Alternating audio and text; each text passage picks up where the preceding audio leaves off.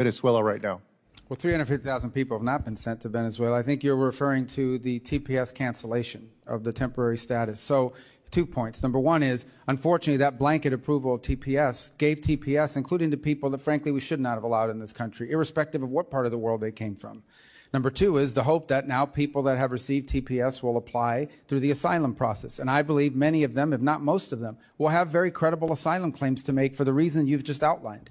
I think the problematic is that when you do a blanket TPS, number one, it's supposed to be temporary. None of these TPSs ever go away. But number two, when you do a blanket, especially in a mass migration event, it is going to protect and cover people that, frankly, we should not have allowed into this country. The overwhelming I mean, we're both part of the same Latino community. You're not saying that all 350,000 people were gang members, are you? Of course not. The majority are not. But if 1,000 of them are, we got a big problem. Well, yeah, but so because there is a very small group who are criminals, just like any group of Americans, you're saying that none of them get any due process? They're just automatically expelled? No, like they no have a review, right to... nothing for any of their cases? Well, again, it's not my department. We don't do asylum claims, but I can but tell she you said they can she apply for consulted with asylum. you. She said that it was her decision and your decision, and a few years ago you said it was a death sentence. Yeah, but the problem is the previous administration did a terrible job of vetting applicants for TPS. They just blanket approved it. They did things that have been done in other administrations before. But never in this Republican mass migration and Democrat. event. Look, the bottom line is, of course, the overwhelming majority of them are not gang members, and they will be able to apply for asylum, and they have a very credible claim. I have but to there yield. Are some that are, and I have they to need yield be my removed from our remaining country. time. I got it. I got to yield my remaining time to Congresswoman Kamlager. Thank you for that, Rep. Castro. I have a quick question. The World Cup and the Olympics are being hosted in both red and in blue districts across this country, but they are not going to be successful unless we get visas to all of the folks that are participating. This is a bipartisan priority. I just sent a letter to you along with Representative Kim and 50 other colleagues. I am glad that the President has directed this administration to make this a success. In that spirit of cooperation, are you committing to working with me to ensuring that these games are a success and that we're getting visas to those who need it? 100%. Thank you. Chair now recognizes Representative Perry. Thank you, Mr. Chairman. Mr. Secretary, great to see you. Thanks for being here. I want to talk to you about the United Nations Relief and Workers Agency. The claims are fantastic and horrific at the same time, long-standing, of mismanagement, of collusion with Hamas and the terrorist organization and terrorists in Hamas, the using of American tax dollars to promote terrorism, anti-Semitism, violence, rampant corruption throughout the United Nations Relief and Workers Agency and ties to Hamas. The simple question for you as our representative in the administration and for all the taxpayers, not only in the 10th District of Pennsylvania, but all across the country who find it intolerable that their tax money goes to support terrorism and the wanton killing of the Jewish people and the state of Israel. What concrete steps is this administration, are you vowing to take regarding the United Nations Relief and Workers Agency? Yeah, we're not working with them anymore. I mean, are they going to continue to receive funding? No, really I mean, we're done with that. We're not distributing any more aid through that organization, especially because of the links in Gaza that you've outlined that have now been well documented.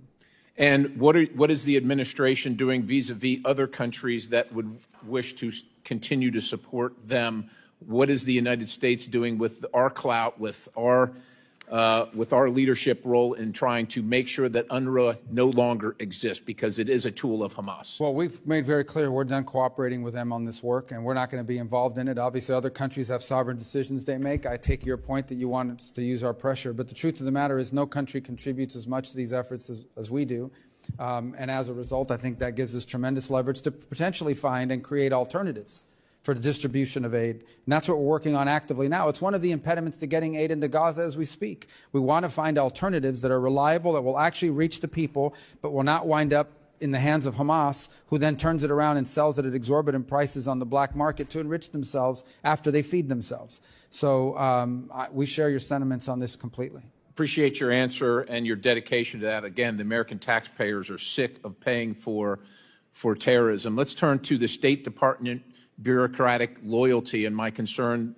Over a long period of time, the State Department co-opted in the 30s by many communists. It's well documented if you know the history, let's be blunt, some of these people are still continue to act like communists, sabotaging our institutions and selling out our country. I'm wondering, frankly, what can be done about that to align the State Department with the goals of not only this administration, but the goals of the American people to promote America and Americanism. Yeah, well, I think the first starts with what I've said from the very beginning of this hearing, and that is that the goal of our foreign policy is to further our national interest. You have to define what the national interest is, and then you have to make sure that the policies that you're pursuing are in furtherance of the national interest, not the global interest, not the international order, but what's in the interest of the United States. Sometimes cooperating with the global order is in the national interest. Many times, increasingly, it is not. As you see, these international institutions oftentimes have become places where we give all the money and then they work against us. And it's used as a forum for anti-Americanism. The second point is, and that's part of the reorganization is, and this is an important point, and I hear this in some of the criticisms, I don't know if people fully understand, I've made this point already, the Department of State is not another branch of government. We work for the President of the United States. The people elected the President sets the foreign policy. Our job is to advise and provide options, but ultimately our job is to execute on the foreign policy of the President. And we are trying to organize the State Department to be able to do that as efficiently and as effectively as possible without having to check 40 boxes in a memo where someone you've never heard of and I've never heard of but's happened to work at the State Department has a veto power over our ability to pursue a presidential directive.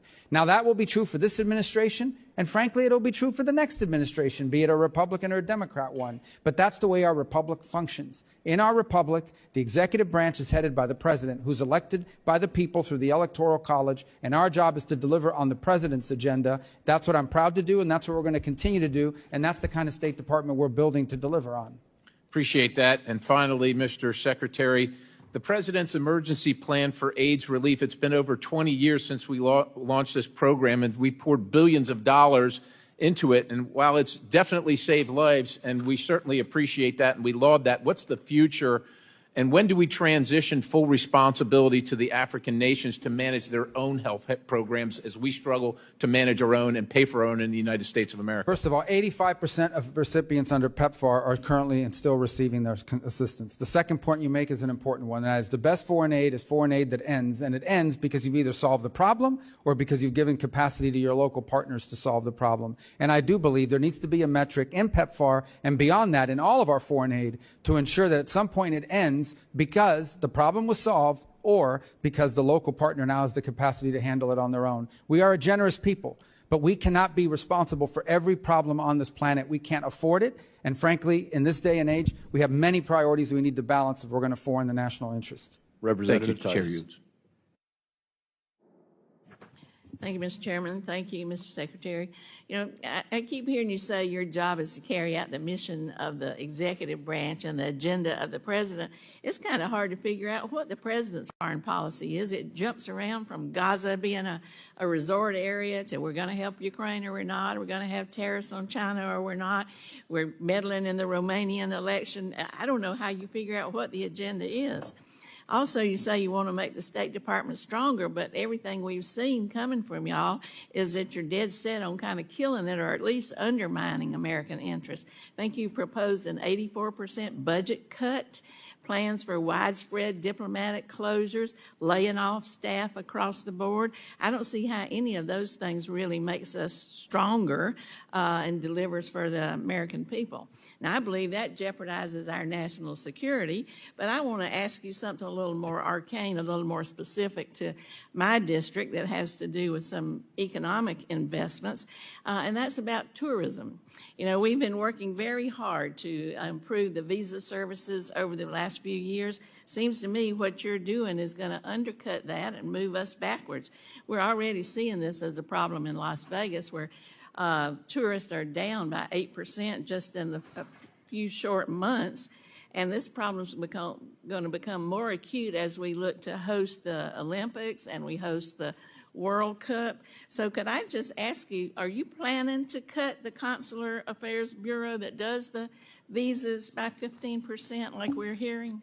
No, consular affairs may actually even be expanded. And in fact, we are looking for ways to do double shifts in some of our embassies around the world because of the visa requirements. For example, if you haven't applied for a visa from Colombia already, you probably won't get here in time for the World Cup unless we go to double shifts.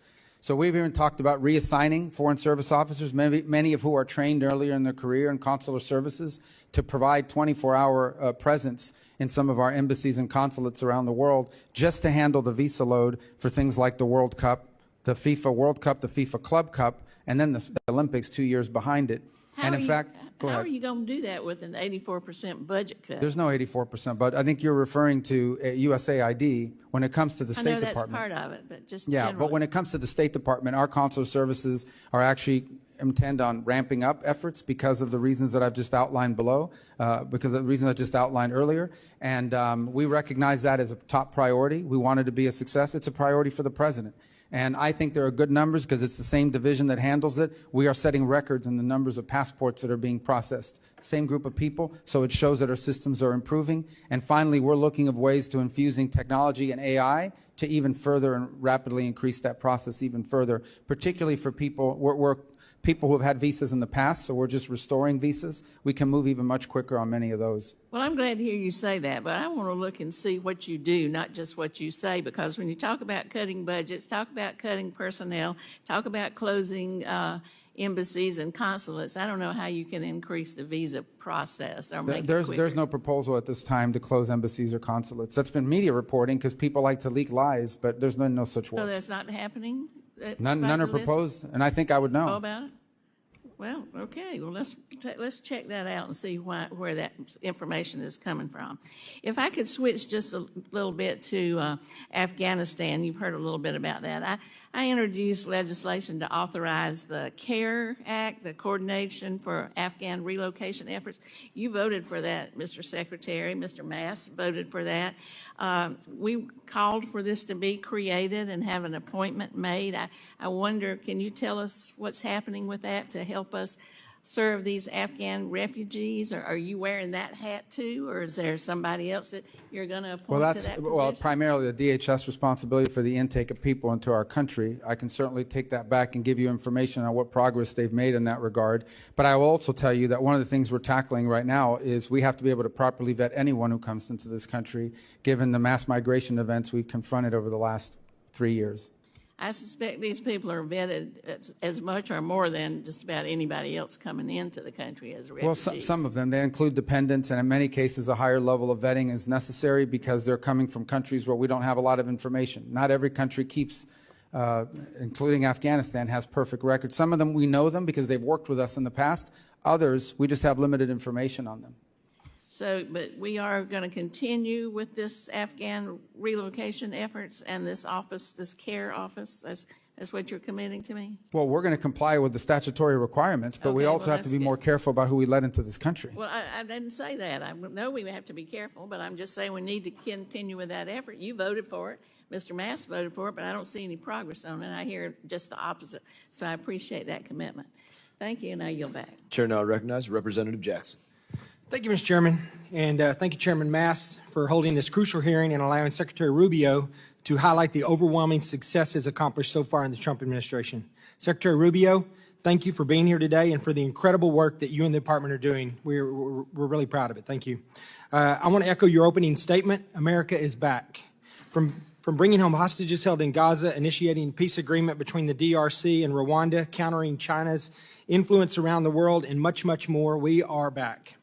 Thanks to the great work of President Trump and your great leadership, the United States is restoring its place on the world stage. No longer will the United States refuse to engage in foreign policy and diplomacy, but rather we will lead with peace through strength. I've traveled a lot recently via my various committees, including this one, throughout the continent of Africa. And one thing I've seen is that we've really neglected Africa. We have spent a lot of money and wasted a lot of money there, in my mind, with no strategic thought whatsoever into how we're spending this money. I have a question for you regarding South Africa. South Africa has withdrawn from America and our allies in recent years while increasing diplomatic relationships with our foreign adversaries, deepening cooperation with China, attacking our greatest ally, Israel, at the International Court of Justice, downgrading Taiwan's diplomatic presence, and condoning violence and race-based persecution against minorities. I fully support President Trump's executive order to bolster the administration's efforts in combating the egregious actions taken by South Africa. To support the administration's efforts, I recently introduced the U.S.-South Africa Bilateral Relations Review Act, which would conduct a full review of our relationship with the Republic of South Africa and allow for the use of targeted sanctions against corrupt officials in the African National Congress. Secretary Rubio, have you seen South Africa align with our adversaries like China, Iran, and Russia, and do you believe a full review of our bilateral relationship would be beneficial in the U.S.'s posture and strategy toward this country? Yes, on your first two questions, and an interesting topic, and maybe even as we speak, the President is actually meeting with the President of South Africa who requested that meeting, and it will be happening today. Obviously, I'm here with you today, otherwise I would be at that. So I imagine these topics will be raised there as well. Thank you, sir. I appreciate that. And with that, I'm going to yield the remainder of my time to my colleague, Mr. McKenzie.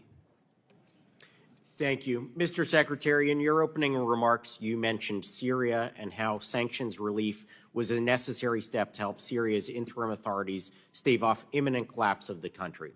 Can you expand on how sanctions relief is being used to advance U.S. policy objectives, and also discuss potentially what conditions have been placed on Syria's interim authorities for that sanctions relief, including but not limited to things like protection of religious minority groups and counterterrorism cooperation? Yes. Well, first of all, let me say that Syria is, in many cases, when it comes to stability, the most important country in that region. And the region will tell you this. If Syria is unstable, the region becomes unstable.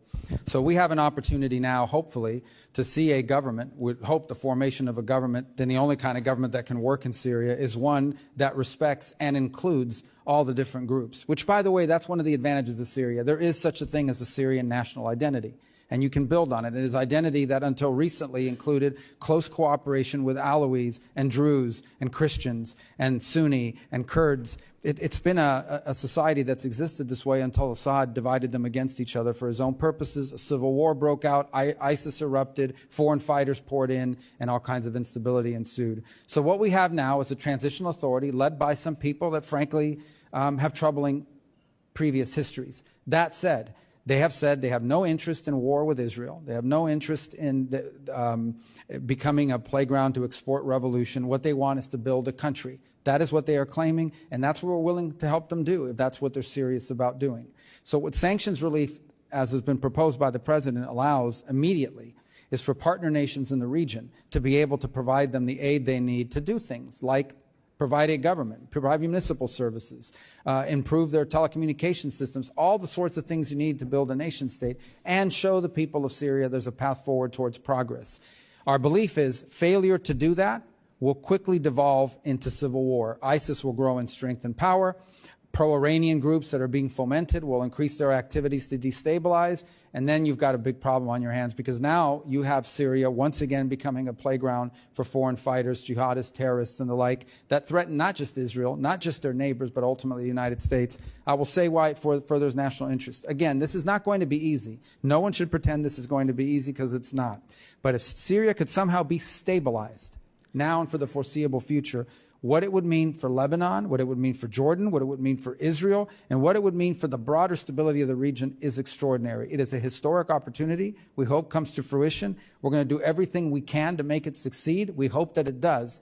But it does have to be conditioned on them continuing to live by the commitments I've just outlined that they've made verbally. Now we need to see it in action. Thank you, and I yield back. Chair recognizes Representative Liu. Thank you, Mr. Chair. Secretary Rubio, thank you for being here today. As a member of the legislative branch, I don't have a special exemption to violate the law. You would agree with me, wouldn't you, that in America, no one is above the law? Of course. Okay. And in our system of government, it's Congress that makes the laws, the executive branch that executes the laws, and the judicial branch, when there's a dispute, that says what the law is. Is that right? Within the context of separation of powers, yes. Okay. And the reason that due process is so fundamental to America is before we put the entire weight of the federal government and snatch someone off the street, we might want to ask, hey, do you have something to say about that? Might we have the wrong person? And in the case of Mr. Garcia, the Trump administration admitted in court that they mistakenly deported him to El Salvador.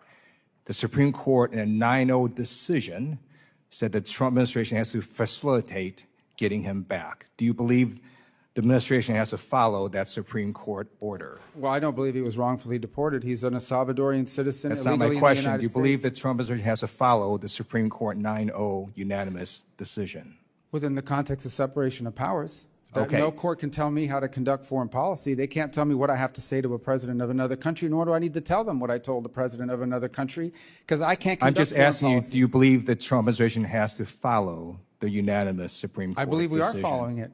Okay, so my next question is, what steps have you or the State Department taken to facilitate the return of Mr. Garcia, who was mistakenly deported to El Salvador? The conduct of our foreign policy is an executive function, and how I conduct I'm it, just I don't need to asking share you. with you. Well, and let I me ask you can't this: share with the court. Have you or the State Department taken any steps to facilitate? We've taken the return? steps, but I'm not going to tell you what they are, and I don't have to, because we conduct the foreign policy of the United States, and I can't conduct diplomacy with a And foreign so- leader if I come to committees and tell you what they said to me, what I said to them, and more certainly a Now, court can't so tell me to say you that have either. taken steps to facilitate Mr. Garcia's return. We've made those. We've made that assertion, and we've made those assertions in court, and All right, we've thank complied. you. I appreciate that. I'd like to ask you now about Ukraine. On August 24th, 2022, you tweeted the following. In the past 6 months since Putin's criminal invasion of Ukraine, Ukrainians have shown incredible bravery and strength as they fight to defend their homeland. On Ukraine's Independence Day, the free world applauds their courage and celebrates Ukraine's sovereignty. And then also in 2022, you said the people of Ukraine are tough people who will never accept being ruled by Putin. I want to ask you, I assume you continue to believe what you said in 2022, right? That we should celebrate Ukraine's sovereignty and that the people of Ukraine will never accept being ruled by Putin, right? Yeah, that's why we're trying to end the war. All right. On April 30th, 2018, you tweeted, glad to see State Department confirm delivery of Javelin anti-tank missiles to Ukraine. The U.S. should continue empowering Ukraine and other allies to defend against the threat of Russian aggression. You would agree with your prior statement that the U.S. should continue to support Ukraine against Russian aggression, right? We've supported them more than anyone in the world. All right. Unfortunately, it appears Secretary of Defense Pete Hegseth went rogue and decided unilaterally to stop support for Ukraine earlier this year. Various news organizations reported that Secretary Hegseth paused military support to Ukraine without President Trump's knowledge. I'm going to read you from one article dated May 6. Quote, Pete Hegseth canceled military aid flights to Ukraine just a week into Trump's second term without the president even knowing, according to Reuters. The order initially sparked mass confusion within the administration as national security officials in the White House, the Pentagon, and the State Department couldn't figure out who ordered the halt in flights. This is yet another example of the chaos and lack of cohesion that Hegseth has brought to the Pentagon from day one. Did Secretary Hegseth tell you before he ordered the halt in flights to Ukraine of military weapons? I can't comment on that because I don't remember that. I don't remember ever hearing that, to what you're claiming now. So your understanding is he never told you he was going to halt these flights? I just know we're providing them assistance now, but the war ultimately has to end. In 2016, you stated the following. From his repression of the Russian people and the assassination of his critics, to his dangerous invasion of Ukraine and the occupation of Crimea, to his threats against our NATO allies in Central and Eastern Europe, to the war crimes committed by Russian forces, Putin's Russia is a threat to global stability. You would agree with your prior statement, right, that Putin's Russia is a threat to global stability? I would agree that in my role as Secretary of State, my job is to bring Russia to the table to end a war, and that's what we're trying to do right now. We're trying to end a war so that more people don't die. Thank you. And trying to end the war, I simply note that Putin on Palm Sunday launched a barrage of missiles, killed a bunch of civilians. Right before his conversation with Trump recently, he launched a bunch of missiles, killed a bunch of civilians. So clearly, Putin is giving the middle finger to you and to the president. I urge you to defeat Putin on the battlefield. That's the only way to get him to the negotiating table. I yield back. Chair now recognizes Representative Kim. Thank you, Chairman. Secretary Rubio, thank you so much for coming to our committee. Before I ask my questions, I would like to extend my condolences and prayer to Representative Connolly's family and his loved ones. The president has said repeatedly that economic policy is foreign policy, and he's matching that statement with his actions. From $100 billion in the investment in the United States from TSMC and reshoring of more than $55 billion in private sector investment commitments to the recent historic trade deal with the UK and successful tariff negotiations with more than 50 countries.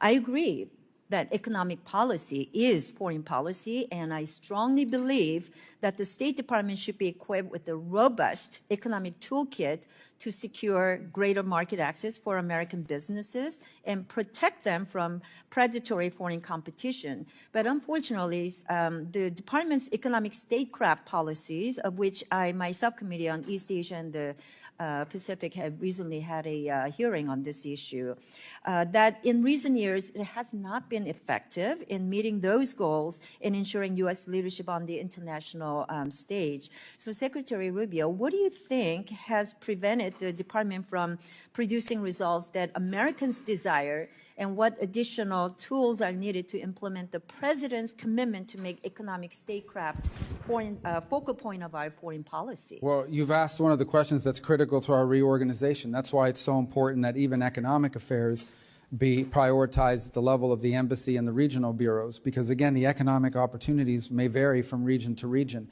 I would say one of the issues that's held us back is on energy. It is by far the #1 need around the world, not simply because you can't develop an economy without energy. You can't even keep pace with the transformation of our economy without energy. AI alone will consume in its production both of semiconductors and ultimately of the equipment required for AI. AI alone will require a consumption of energy far beyond what the world is capable of generating today. The countries that are going to succeed and win in the race on AI and higher technology are the ones who can produce reliable, affordable energy over a sustained period of time and at sufficient loads. And so countries all over the world need more energy. And that's been held back by the fact that we're telling people you can have energy, but it has to be windmills and solar panels. We have to be able to use things like LNG, like nuclear energy and others. And we're open to other things. Hydroelectric is very viable in some places not much. But I think energy has to be at the core of our economic opportunities, because countries around the world are asking for it. Thank you, Secretary Rubio. I want to talk about another issue that is very important to me and to you. When you were in the Senate, you were the lead Senate champion on the North Korea human rights reauthorization bill, of which I am trying to champion on the House side. The critical legislation calls for appointing a special envoy on North Korea human rights. So we want to make sure that that position is not left vacant. So can you talk about if you have plans to appoint someone to fill that position for North Korea issues? It's very important to me. Yes, and obviously that's going through the process of presidential personnel for the appointment process to find the right person, make sure the vetting is cleared, and so forth. We've prioritized initially appointments of assistant secretaries and other Senate-confirmed positions. I know all of you would want to see more government officials appearing before you. We've got to get them confirmed by the Senate. We've just now begun to make some progress. I got a deputy 2 months ago. We just got another deputy for management just a few days ago. And we're hoping this week we'll get some more of those Senate-confirmed positions. So we're working through it. But obviously our intention is to have someone as the statute requires. And make sure that the advocating for North Korea human rights issues becomes on the top burner of the issue. Thank you so much. I'm going to yield the balance of my time to Rep. Moylan from Guam. Thank you. Mr. Secretary, just we've got about a minute here. Just elaborate a little bit more. I'm really interested about your approach, diplomacy approach for local U.S. economics and local government investment, especially in the Indo-PACOM area, and giving some money back to the government there. We have a Guam Economic Development Authority, which will be really helpful if they were part of this. Please expand. We have a unit that deals with subnational diplomacy, which of course this would become a priority for them as well. And again, I hate to be a broken record on this, but it's just another example of why driving policymaking from these global functional bureaus down to our regional bureaus and or embassies and our regional presence will allow us to identify unique opportunities, whether it's in the Pacific region or in some cases other parts of the world. It allows these issues to be highlighted and us to move quickly on actioning it. Thank you, Mr. Chair. Yield back. Thank you. Chair recognizes Representative Jacobs. Thank you, Mr. Chairman. Mr. Secretary, I want to turn to the war in Sudan. This is, as you know, the world's largest displacement and humanitarian crisis. 500,000 people are facing famine. I saw firsthand the suffering when I visited Sudanese refugees in Chad. Earlier this year, and again yesterday, you reiterated that the Rapid Support Forces, a militia, is committing a genocide in Sudan. Is that correct? And we're very concerned about what both sides are doing, frankly, but the RSF in particular. Correct. I agree with that. You also said as part of that, that all of our engagement with the UAE, we need to raise the fact that they are openly supporting an entity that is carrying out a genocide. And yet, President Trump continues to arm the UAE. In fact, he just blew through Ranking Member Meek's congressional hold on over $1 billion in arms sales, ignoring this committee's longstanding role as an independent check on major arms sales. And we can have a policy debate here about the merits of continuing to arm the UAE or not, despite this genocide. I had that same conversation with Secretary Blinken. But actually, I want to talk about the events that led up to that decision. So on April 30th, the Trump Organization, which Donald Trump still owns, unveiled plans to build an 80-story Trump Tower in Dubai. Then on May 1st, Trump's crypto company, World Liberty Financial, secured a $2 billion deal with an Emirati company with deep ties to the government. And only 11 days later, on May 12th, your department notified our committee that it would ignore Ranking Member Meek's holds on UAE arms sales. Secretary Rubio, we have a president who is personally profiting from a deal with a foreign government-backed company at the same time he is selling lethal weapons to that same government. Isn't that a clear conflict of interest? I think no matter who was president, they would have to deal with the UAE. We have to. There are members. That's not my question. We can have a policy debate about how we should engage with the UAE. You're I making just claims visited about there corruption, a few and I'm weeks ago. answering that any president in the United States, I don't care who the president is, would have to deal with UAE. They're a member of the Abraham Accords, number one. They've been incredibly cooperative on a bunch of other issues. We don't agree with them on 100%. We have concerns about some of the things they do, but this is called the balancing of foreign policy. Secretary It is in Rubio, our I national don't interest disagree with to have you. a good relationship with the UAE, despite the fact that there are things we do we don't like. Secretary Rubio, I don't disagree with you. I just visited the UAE a couple weeks ago and had these very same conversations there, but I don't think this is a complicated question. President Trump is personally profiting from a deal with a foreign government while selling weapons to that same government who is enabling a genocide.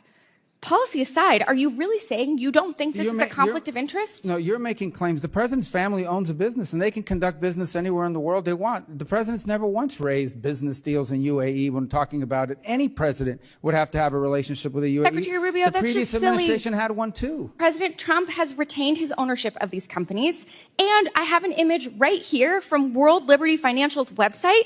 So the idea that President Trump is not the face of the brand of this company on top from benefiting from them, and it literally says on the website that Mr. Trump and his family members own a 60% stake in this company, that's silly. So we can talk about the policy merits. That's not what I'm asking you. I'm asking you a very simple question. Do you believe it's a conflict of interest to have a president personally profiting from a deal with a foreign government while selling weapons to that same government who's enabling a genocide? I don't accept the premise of your question. I think this has nothing to do with personally benefiting from anything. This has to do with the fact that in order to conduct foreign policy in the Middle East, you're going to have to deal with the UAE. Mr. Secretary, this is a clear conflict of interest, and anyone with any common sense can see that. The president is personally benefiting from billions of dollars of deals, and he doesn't care at all about the people of Sudan who are experiencing famine and genocide. It's shocking to me that you can't admit that. It's clear that you seem more concerned about staying in Trump's good graces than sticking up for human rights and American values that you once were a champion for. With that, I'm going to yield the remainder of my time to Representative Olszewski. Well, you make these claims about staying in good graces. You accuse people of being Reclaiming my time, corrupt. Mr. Chairman.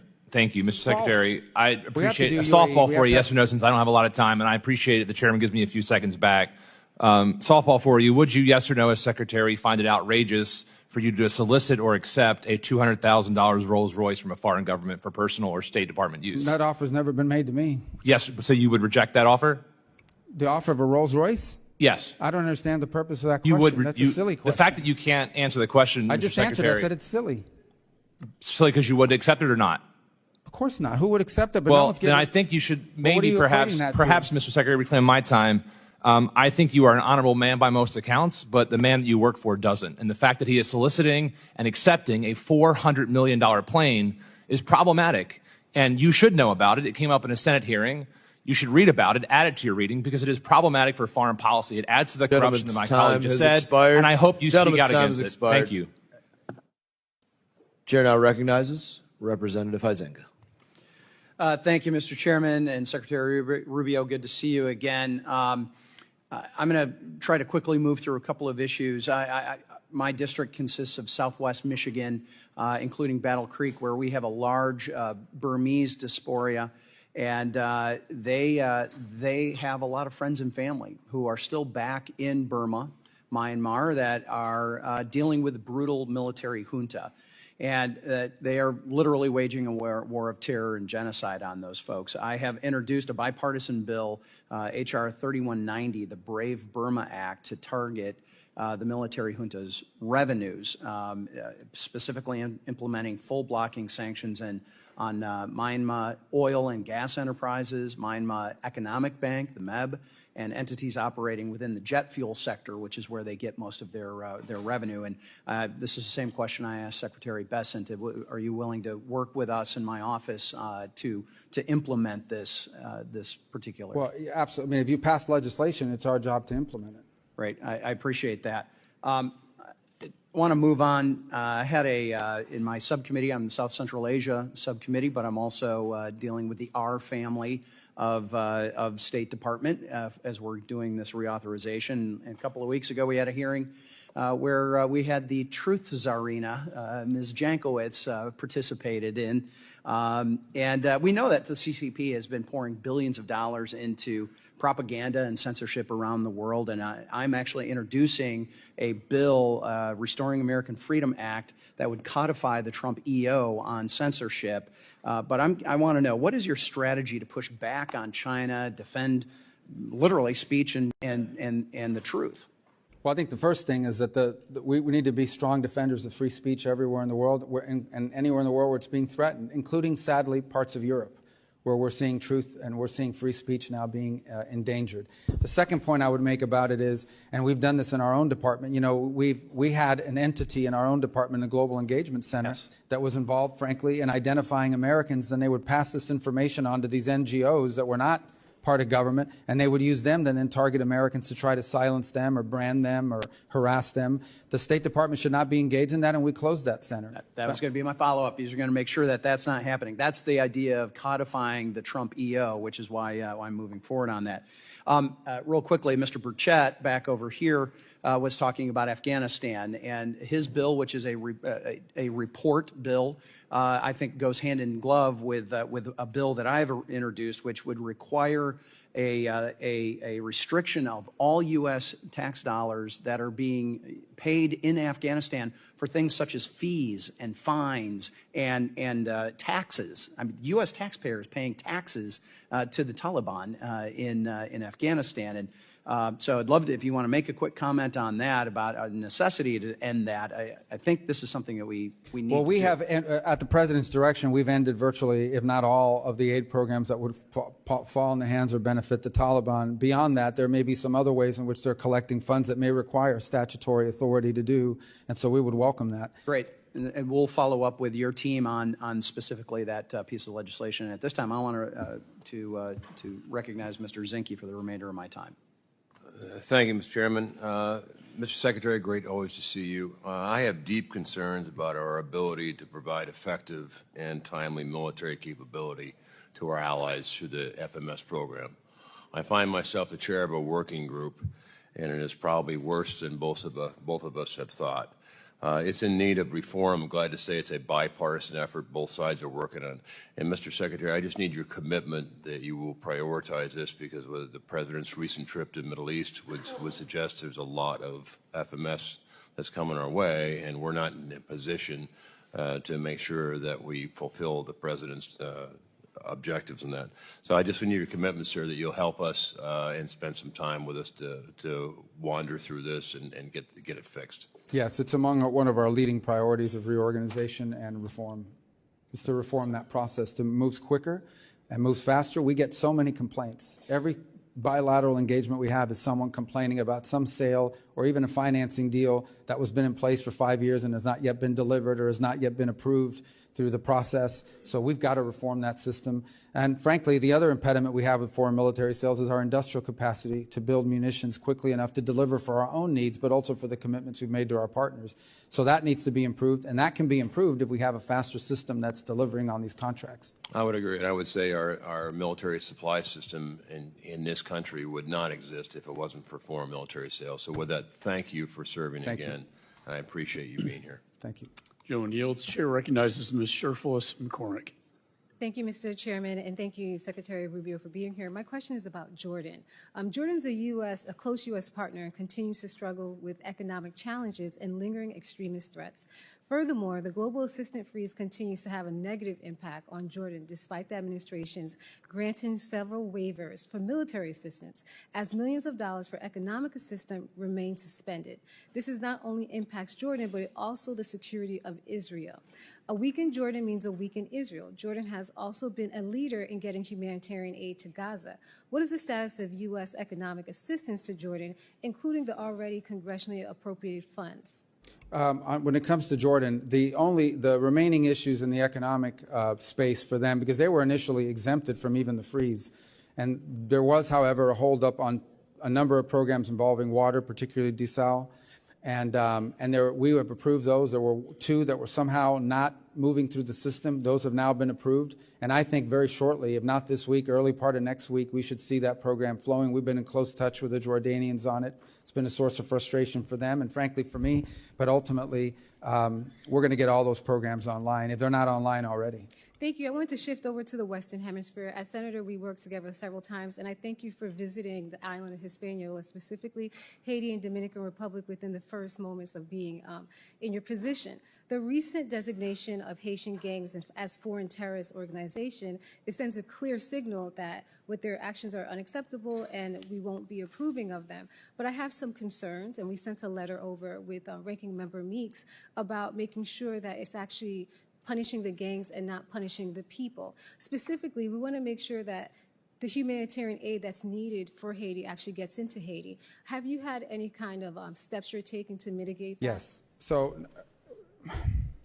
we think that designating them was important because, as both you and I know, there are individuals, including living in our home state, who are in cahoots with some of these gangs. And we can talk broader about the Haiti problem because it's something I feel very passionately about. But on the point you're trying to touch on, and let's be frank here, we are concerned that humanitarian groups, in order to distribute humanitarian aid, are often charged, for lack of a better term, tolls. You got to pay them money to let them go.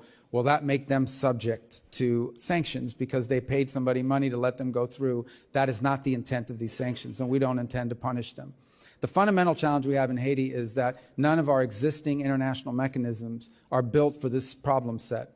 Our international mechanisms are largely built to keep warring factions, ideological factions, tribal factions, political movements from each other. This is a country that's being threatened by 35 to 40,000 members of a coalition of criminal enterprises. It's basically controlled by organized crime. It's a very different mission set. So we're undertaking right now a substantial review across the interagency of what options exist to tackle a country that's being taken over by a mafia, for lack of a better term. They don't care about governing the country. They just want to control territory. So if there's no government, there's no one to, it's like allowing the mafia to take over the 5 boroughs of New York. That's what they're thinking. So I also want to make one more point. Why do we have an OAS if the OAS can't put together a mission to handle the most critical region in our hemisphere? And we're going to challenge the OAS to let's build a mission with regional partners to confront this. We're grateful to the Kenyans, but this is a regional problem and it should have a regional solution. Well, that takes me to my next question also when it comes to Haiti. There's an underlying June deadline when it comes to the MSS. Could you please tell us any way you're trying to handle that? Yeah, we're going to continue to be supportive of that mission for 2 reasons. Number one, because it's the only mission. And number 2, because of the Kenyans, and they've been very brave in their willingness to do it. And number 3, because who's going to join a future mission if the previous mission was abandoned? But we don't believe the MSS mission is going to solve this problem. It could be part of the answer, but it won't alone be the answer. I have a lot of questions, so I'm going to run through it. The next one I want to ask you is also the biggest issue we saw with the mission is their inability to actually fight the actual gangs.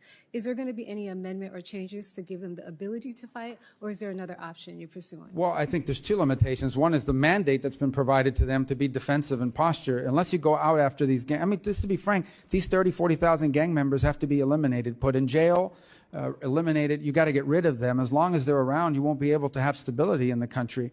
The other is capacity. They've had complaints about some of the equipment they've been provided. So it's a combination of not having a force posture, not having the legal authority, and not having the appropriate equipment, they claim, to be able to conduct some of these missions. And my last, since I have 1 minute, I wanted to turn towards Africa. I'm happy you talked about energy security. Specifically, when it comes to energy security, we have to make a forward movement when it comes to Africa because they have so many minerals. But I'm afraid some of these, our diplomatic footprint has been reduced. And I'm happy to hear that the U.S. State Department is going to have a 6-point plan to bolster trade, but I still have concerns. So I wanted to ask you a few questions to see if you'd be able or willing to support this. Increasing funding to support commercial diplomacy, would you support that? We want to increase commercial diplomacy. I don't know if we need more funding to do it, but we can certainly, we certainly want to make it a higher priority. And also increasing funding for financial institutions to support projects and de-risk those economies. There are many different companies who would like to invest and help us build that footprint by having more economic relationships with Africa so we can have more of a partnership in trade. Would you support increasing funds to those financial institutions? Well, I actually think those would lend themselves to both the Development Finance Corporation and potentially Millennium Challenge Grant opportunities outside of the traditional aid. I think Africa is looking for development. They're not looking for charity. And by the way, we have not reduced any diplomatic footprint other than in the DRC. We had to remove some people because of riots outside of our embassy. Well, so my understanding is that you guys... Gentlelady's time has expired. Thank you so much for your time. Chair now recognizes Representative Baird. Thank you, Mr. Chairman, and Mr. Secretary. It's good to see you and appreciate all that you're doing. Thank you, sir. But my question is going to focus on China. You know, they've spent over 2 decades expanding their economic and political influence across Africa, and so becoming the continent's top trading partner and a dominant force in sectors that I think are critical to the United States' interests, particularly in agriculture and critical minerals. So I guess I'm just to ask you, Levin, you covered part of that in your last answer, but I really want to know what part agriculture can play in advancing the U.S. political influence, economic partnerships, and national security in the face of China's growing presence. Well, I think the one point that I would make is, are there opportunities for us to improve the agricultural capacity of many of our partner nations, including in Africa? There's certainly things you can export, and in some markets that would make sense. But we are looking for opportunities to leverage both technologies and advances to allow more productivity in the agricultural sector. And that's what these countries want, particularly in Africa. Well, they will tell you repeatedly over and over again is they're not interested in aid, they're interested in development. They want our assistance to develop and to develop capabilities. And we do think that there are advances in agriculture, and it's one of the things we've worked and increasingly working with the Department of Agriculture on is how can we get some of our best practices, some of our scientific innovations that have been advanced by our agricultural sector in the United States, and provide them perhaps in partnership with some of these nation states so that they can improve their own native homegrown agricultural capabilities. We think that would be a huge advantage to many of these countries, and many of them expressed interest in being a part of that sort of consortium. I couldn't agree with you more. I think they have the resources that I'm talking about, the land and some of the other resources that are necessary for agriculture, but they just don't have the understanding of the technology that's used in agriculture today. So very good. So how can the restructured Department of State reassert American leadership in Africa, particularly through strategic investment? You were talking about investment early with the investment fund. So yeah. So what we would look to for our missions on the ground at the embassy level and ultimately through the regional bureau is for help us to identify, because in every particular country, the opportunity is going to look different. And so as an example, we're still engaged in the DRC Rwanda negotiations and our hope to we've gotten them to the table to sign a memorandum, but we hope they ultimately will cut a peace deal. But part of that is the ability to have American companies go in and in an ecologically responsible way, allow the country to benefit from its mineral rights. and from its mineral wealth. And so we want to be able to do that. So embassies would identify this opportunity. They would identify this as a priority. We would empower them to pursue it and to connect them with American companies that can help in that sector. So I think that's what the restructuring is really helpful for, is it'll allow at the individual country level for our embassies and its leadership to identify the unique opportunities that exist in one country versus another country. I think in the past, this has sort of been handled as a global thing as opposed to trying to specify it down to the regional and local level. We think we're going to get better results that way because every country is unique and every sector opportunity in every country is unique. One last question. It kind of continues on in the same vein. But you know, as your department goes under reorganization, what steps can be taken to ensure that these programs, the research, I'm talking about research, are not only maintained but also guided by appropriate expertise, proper oversight, and a clear strategy that prioritizes measurable results and returns for U.S. taxpayers. And what I'm talking about is the investment in research and agricultural research. And I'm thinking about some of the diseases we have around the world that impact our poultry and livestock, the avian flu, the screwworm, some of that sort of thing. So we got about 46 seconds. So. Well, I think the answer to that is these programs ultimately have to be judged by the outcomes and by what they're producing. We have to, every single year, you have to ensure that the dollar you're investing is having a return on it. And if a program goes a couple years, it may have a beautiful title, it may sound really noble, but it's not producing a result or an outcome for you. Not just in the agricultural space, but in any space, we have to walk away from the program, no matter what it's titled. We have a lot of programs that have great titles, but have not resulted in any measurable positive outcome for 20 years. Thank you very much. I couldn't agree with you more. Chair now recognizes Representative Moskowitz. Thank you, Mr. Chairman. First, let me extend my condolences to the Connolly family. Jerry's wit will be missed in this Congress. And so in the spirit of Jerry, let me say, Mr. Secretary, that I am deeply disappointed and find your performance as the National Archivist extremely underwhelming.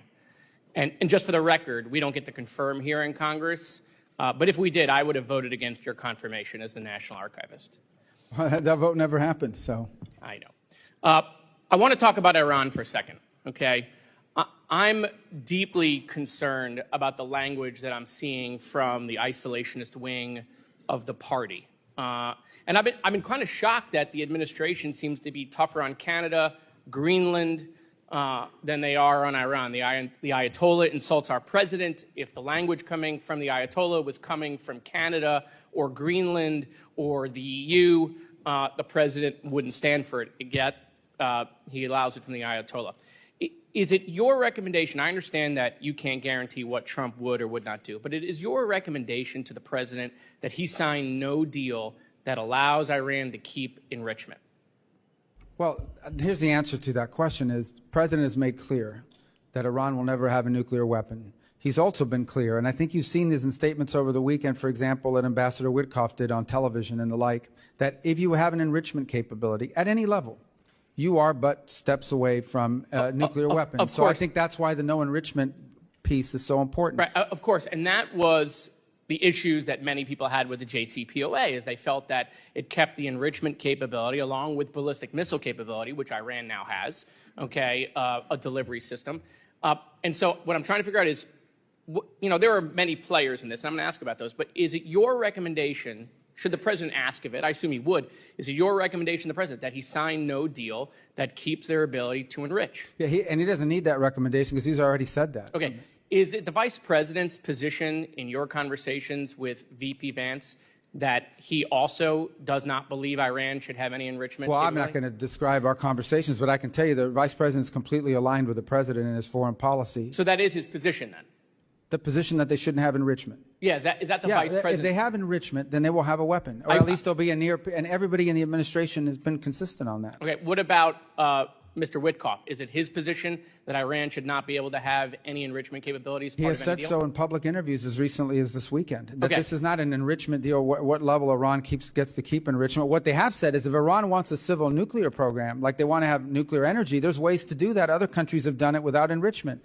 That opportunity is available to Iran if they seek it. They haven't been interested in it because they want to keep enrichment. That's the crux of what we're facing here. So any deal the Trump administration is not going to look anything like JCPOA. Is that your position?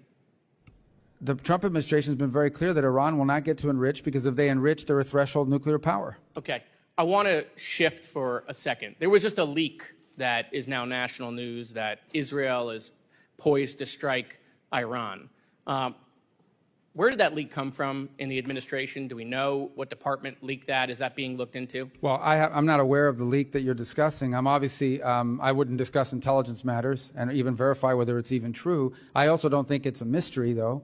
Irrespective, I'm not talking about the leak, I'm not talking about the news story, that Israel has made clear that they retain the option of action to limit Iran from ever gaining a nuclear capability. I don't think that's a mystery, but I wouldn't comment, if I had read the article, I wouldn't comment on intelligence matters, confirm or deny them.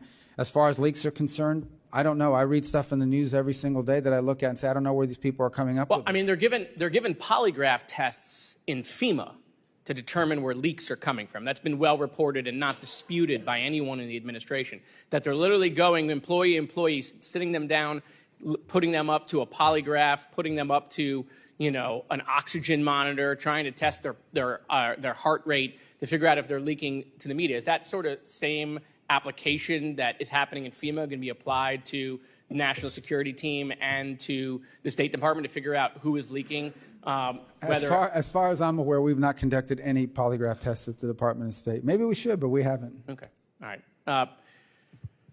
So I just want to be clear, because there is a lot of confusion depending on the day, the week, and a lot of the reporting that's coming out, is that any Iran deal, is it your recommendation that should go to Congress to I actually think the law requires it. If you recall, we passed legislation here a few years ago, and it requires that Congress has a right to weigh in on any deal and could actually reverse any deal. I forgot the acronym for the bill, but it was one that was passed a few years ago, and I was in the Senate when it passed. It was after JCPOA. Okay. Thank you, Mr. Chairman. I yield back. Chair now recognizes Representative Barr. And what might be actually counterproductive to the national interest authorizes sanctions on the Treasury CMIC list, but that also restricts investment into these clearly identified sensitive technologies, that having that supplement to legislation is important to get at these non-listed projects in China. Yeah, I haven't seen the bill, but I think the concept you're outlining is in full alignment with the President's executive order, and that is to both look at individual companies they're being invested in, but also specific technologies at the cutting edge in particular, and especially those that have applications that could be contrary to our national security if in the wrong hands, and certainly the Chinese Communist Party would be the wrong hands. Yeah, I'm concerned that if we rely exclusively on entity lists, that we're going to be missing venture capital and private equity investments in non-public companies in China that nevertheless threaten our national security. If they can go on a list for clarity, great. And I want a red light, green light approach to provide the private sector with clarity and certainty. But I do think we're under-inclusive if we just rely on publicly traded entities on these lists. Let me ask you a question about the border work, Secretary Rubio. How is it, obviously you've had great success, border crossings are down by 95%, 65,000 dangerous illegal immigrants, including 2,288 gang members from Tren de Aragua, MS-13 and other gangs have been arrested. How is it that after only 4 months in office, we've seen President Trump retake operational control of the border and return these criminal migrants to their countries of origins when the previous administration told the American people time and time again, we had to have comprehensive bipartisan immigration reform? Their hands were tied. Because under the previous administration, it was abundantly clear that if you got into this country, your chances of being able to stay were very high, whether you got in illegally or legally. Under the current administration, it's clear that if you get into this country unlawfully, you're going to be removed the way the law requires. It's entirely incentive-based. And the truth of the matter is what we faced over the last few years is not illegal immigration. We've had illegal immigration throughout our history, and every country in the world faces it. What we've had is mass migration. We've had it here, we've had it in Europe, but we've had it here, a mass migration event, which is dangerous and frankly, nothing humanitarian about mass migration for the migrants who are often abused along the way. And so the message has gotten out that we're no longer going to allow you to stay if you enter illegally through some legal maneuver. Once you arrive here, you say magic words, you immediately kick off the asylum process, and you're going to get to stay for an indeterminate period of time. And once it became clear that that was no longer the case, the incentive to come was dramatically reduced, and as a result, you've seen the border crossing numbers, which have given us the most secure border in our lifetime. Well, it's pretty clear that it wasn't legislation we needed. We needed a new commander-in-chief and a new Secretary of State, and we appreciate and applaud the great work that you all have done. My time has expired, so I will yield back. Chair recognizes Representative Jackson. Thank you so much, and we acknowledge that we miss our dear colleague, Conley. Thank him for his years of service. Mr. Speaker, it was 39 years ago. Here in Washington, D.C., I was arrested while protesting against the apartheid government in South Africa's white minority that had a non-minority white for the greater part of the latter half of the 20th century held captive, if you will, in bondage, which sanctioned racial segregation and political and economic discrimination against its black citizens. I believe your policies on South Africa at this point in your career are wrong, precisely because either you do not understand the history of the country or you have grown indifferent, and I beg that you go to your higher nature.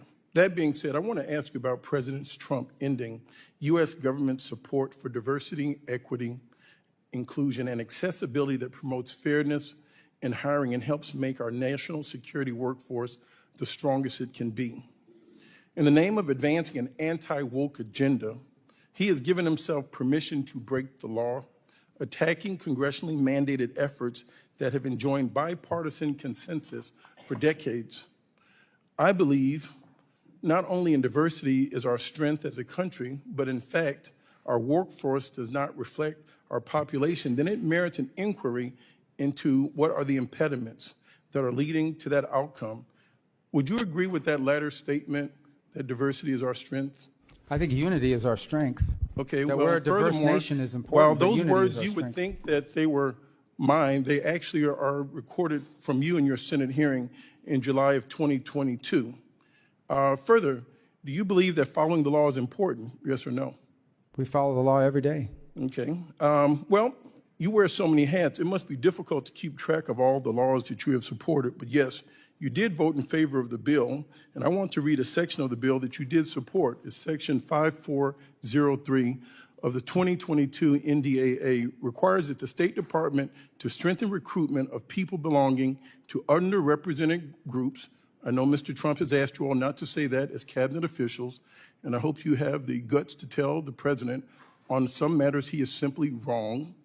Mandating outreach to universities, employees' affinity groups, and expanding paid student internships are among the actions. So I would like to know, do you stand by strengthening diversity within the ranks of the State Department? I stand by hiring the best people to do the job, irrespective of their background, the race, color, So you're going creed. against the That's very the law that American you way. had once supported, which I find highly contradictory and hypocritical. I hope that you would have the courage of your convictions, be the Marco Rubio, the senator that we knew, and not the Secretary of State that is now capitulating to that of a tyrant and that of Donald Trump. At The this point, president's I would not a like to tyrant. He yield was my elected by the balance of my he was time to elected by that the voters of of the United the Honorable States. Sarah McBride, and I thank you so much for your time. The president was elected, as far Thank as you. I recall. I've yielded my time, sir. Thank you, Representative Jackson. Thank you, Mr. Secretary, for joining us.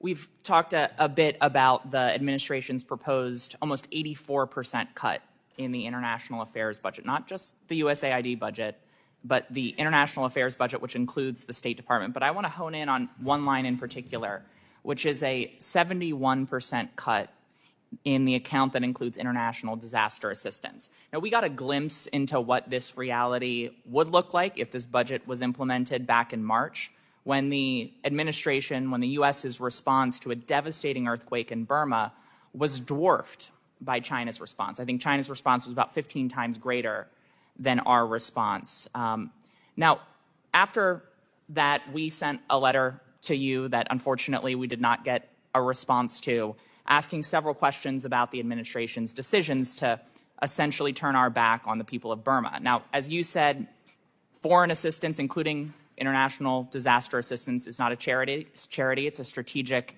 investment. And when we were not there in Burma, it allowed China to fill the void. So I guess my question is, did you advise the president then, or are you advising the president to make decisions that pull the United States back from the world stage and allow China to play the good cop, eat our lunch on the international aid stage, and increase China's soft power?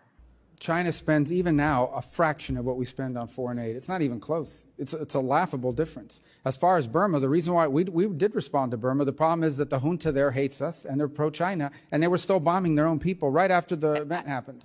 As you, as a senator, Time has expired. I yield back, Chairman. Representative Davidson is recognized. Thank you, Chairman. Mr. Secretary, thank you for being President Trump's Secretary of State. People back home love you, think you're doing an awesome job, and they would want me to relay that to you, and I certainly feel it as well, so thank you.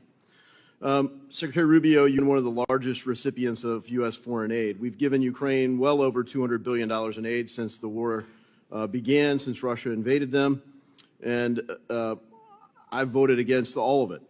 Despite Zelensky's claims that, quote, when it's said that Ukraine received $200 billion in support to the Army during the war, that's not true. We received about $76 billion.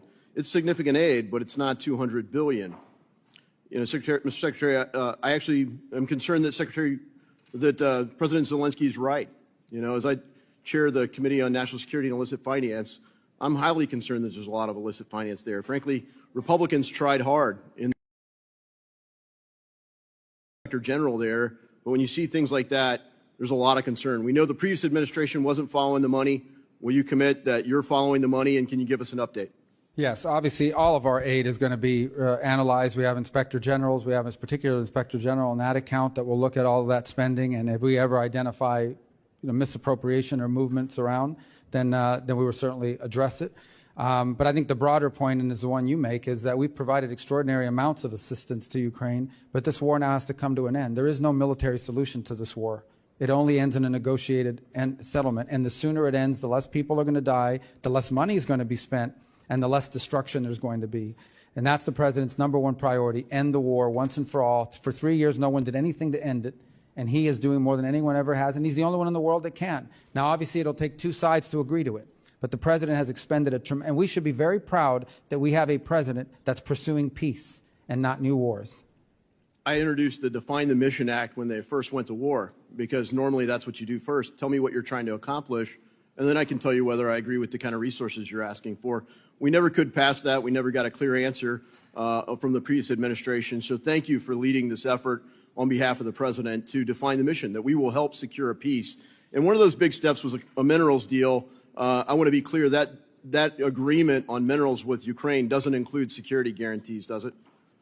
There are no military guarantees, correct? Yeah, thank you for that. And I just want to turn now, as the founding chairman of the Greenland Caucus, to another area where we have the opportunity to talk about minerals, not just Arctic security, but Arctic opportunity, in a place where maybe it would make sense to include security guarantees. Can you give us an update on the administration's thinking about Greenland and the importance of that relationship? Well, the administration's view is twofold. Number one, we respect the sovereignty and self-determination of the people of Greenland, and whatever they decide they want to do and what direction they're going to go. And number two, that Greenland is critical to global security because of its location, its geopolitical importance. That is not new. That has been known, and that has been viewed for a very long time. It's why we've had a military presence there since since before World War II, but certainly since then and during the Cold War. It is located in a part of the world, in the Arctic region, that we believe is going to become increasingly important in terms of global security. And we don't want to see Greenland fall under the influence of China or Russia or any other potential adversary. We want to ensure that it remains safe and it's strategically important, and that's his primary view. He views it as critically important to global security. Yeah, it's well said, Mr. Secretary. Thank you for that. And our caucus would love to work with you and the State Department and whomever you designate to work with on Greenland issues in particular. We've been in touch with people there, people in Denmark, and really look forward to helping, from the legislative perspective, support the administration's objectives there. You highlight China, and they are working with Canada and the European Union to really counter what the U.S. and the administration are trying to do. And I'm really concerned about that relationship with China. I think one of the cornerstones of American strength is the power of the U.S. dollar as the world's reserve currency. As we talk about stable coins and the future of money, China is trying to counter that. Could you talk about the future of money and the role of China? Well, obviously, China is trying to create an alternative world order that they dominate. And we obviously are not in favor of that and will not allow that to happen. And one of the best things that we can do is get our own fiscal house in order. Yeah, well said. You know, I think the future of money is one of the most important debates that we're having. China has implemented an Orwellian central bank digital currency. They're trying to impose that in the United States. And unfortunately, they have allies. People in our own government that want to build a central bank digital currency, link it to digital ID. I will submit that we are not going to counter China by being more like China. And I think, you know, the administration for leading with that, saying we're not going to embrace a central bank digital currency here and working to bolster the strength of the dollar as the world's reserve currency. Thank you. My time has expired, and I yield back. Recognize Representative Stanton. Thank you very much, Mr. Chairman.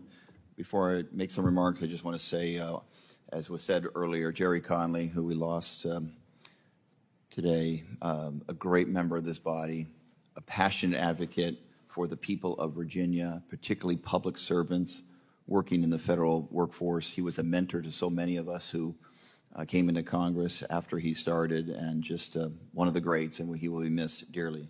Mr. Secretary, thank you very much for being here today.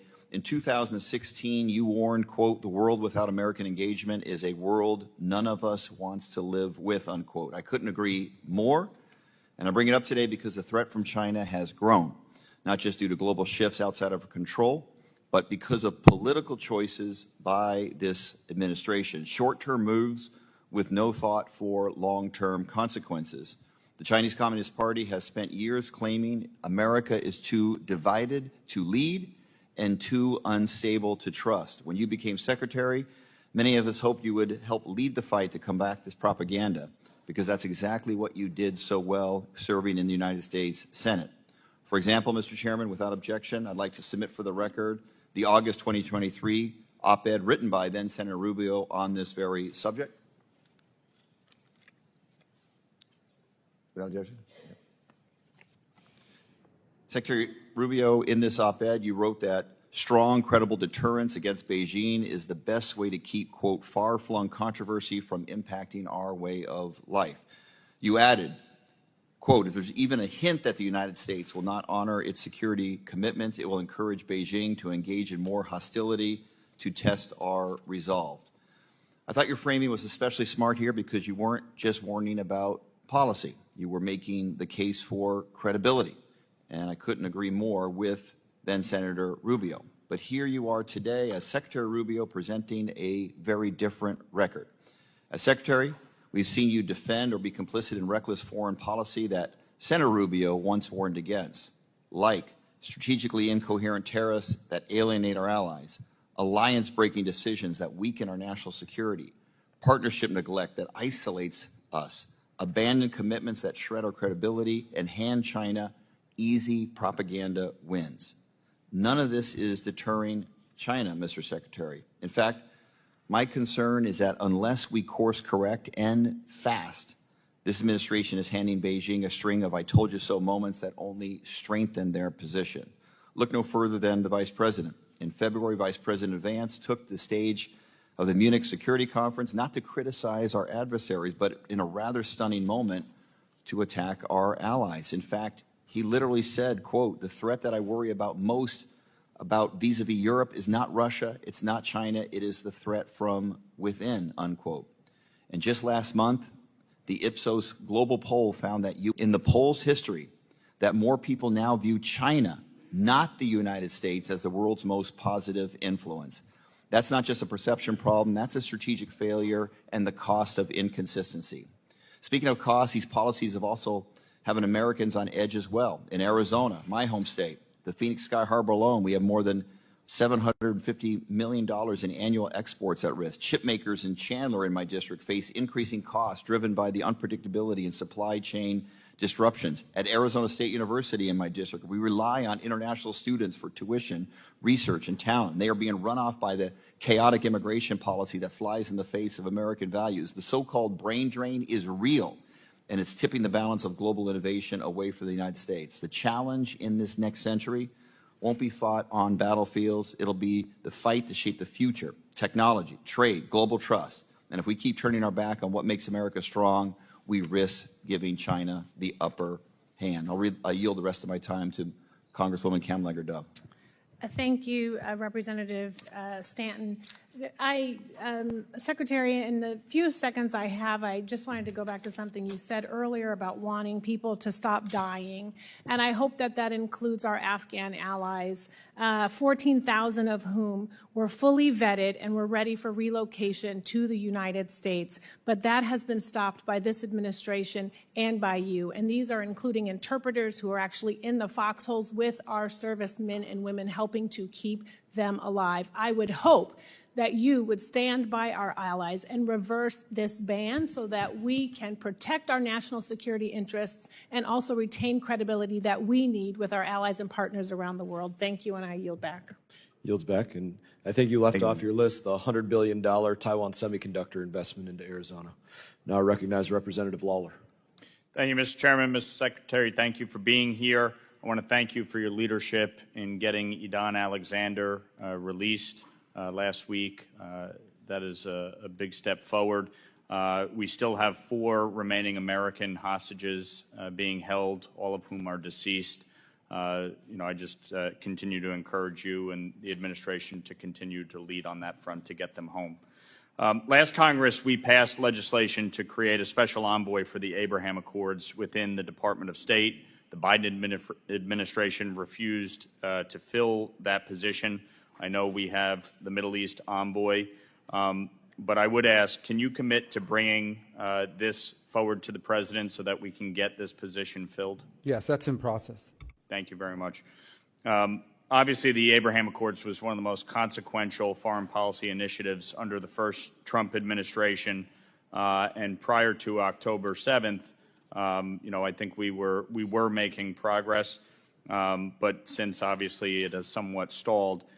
How critical long-term for peace do you believe it is for Saudi Arabia to normalize relations with Israel, and where do you see that in the process? Well, I think it would be a major development, one that I thought was moving in a positive direction until, as you said, October 7th. I think there's still a willingness to do it. Certain conditions are impediments, October 7th being one of them. But the Saudis have continued to express an interest, as have the Israelis, in reaching that agreement. In the meantime, we do have an Abraham Accords office that is actively working to identify a number of countries who have lined up and already, and I think we may have good news certainly before the end of this year, of a number of more countries that are willing to join that alliance. And the last point I would make is it's also critically important that we do all we can to live up to the commitments made on the part of the United States on behalf of the countries that previously joined the alliance, be it the UAE, which is part of the effort for this trip this weekend. It wasn't some of these other nefarious purposes. It's to continue to strengthen the commitments that were made to the UAE as part of the Abraham Accords, but also Morocco and other countries such as this. So I think that this is important that we continue to build on it. But you start building by ensuring the countries that are already a part of it feel like our part of the bargain has been lived up to. Agree. You were a very strong voice against the BDS movement when you were in the Senate. And as you know, there is a loophole in the current anti-boycott law that was signed by President Trump that allows intergovernmental organizations like the United Nations to pressure U.S. companies into supporting boycotts against U.S. allies like Israel. I have introduced the IGO Anti-Boycott Act to close that loophole and hold the United Nations to the same standard as foreign governments that is already in law. Would you support closing that loophole? Well, again, like any legislation, I'd want to see it, but the concept you've just outlined is one that I think the administration will be very supportive of. Appreciate it. I know my colleague, Mr. Moskowitz, touched on the Iran nuclear framework that is being negotiated. I think we can all agree that Iran should not have a nuclear weapon, and I know you and the administration are working to prevent that. So appreciate your efforts on that. Yeah, if I could respond. Iran, while they claim to never want a nuclear weapon, if you ask them, they'd say, we're not interested in a nuclear weapon. We're just interested in enrichment. The problem is that if you can enrich at any level, 3.67 or whatever, you're 80% of the way there. All that requires now is a few months or weeks of time to get to the weapons grade. It makes them a threshold nuclear power.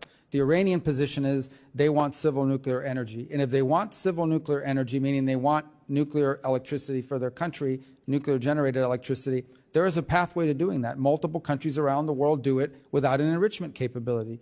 If, on the other hand, they want an enrichment capability, then that makes them a threshold nuclear weapons power, and that's an unacceptable outcome. And that's the reason why we have a problem with what they're doing now. And it's the reason why the president is imposing maximum pressure. Every single day, increasing number of sanctions are going on. And it's the reason, by the way, why the E3, the European three, are on the verge of instituting snapback sanction provisions against them by October of this year.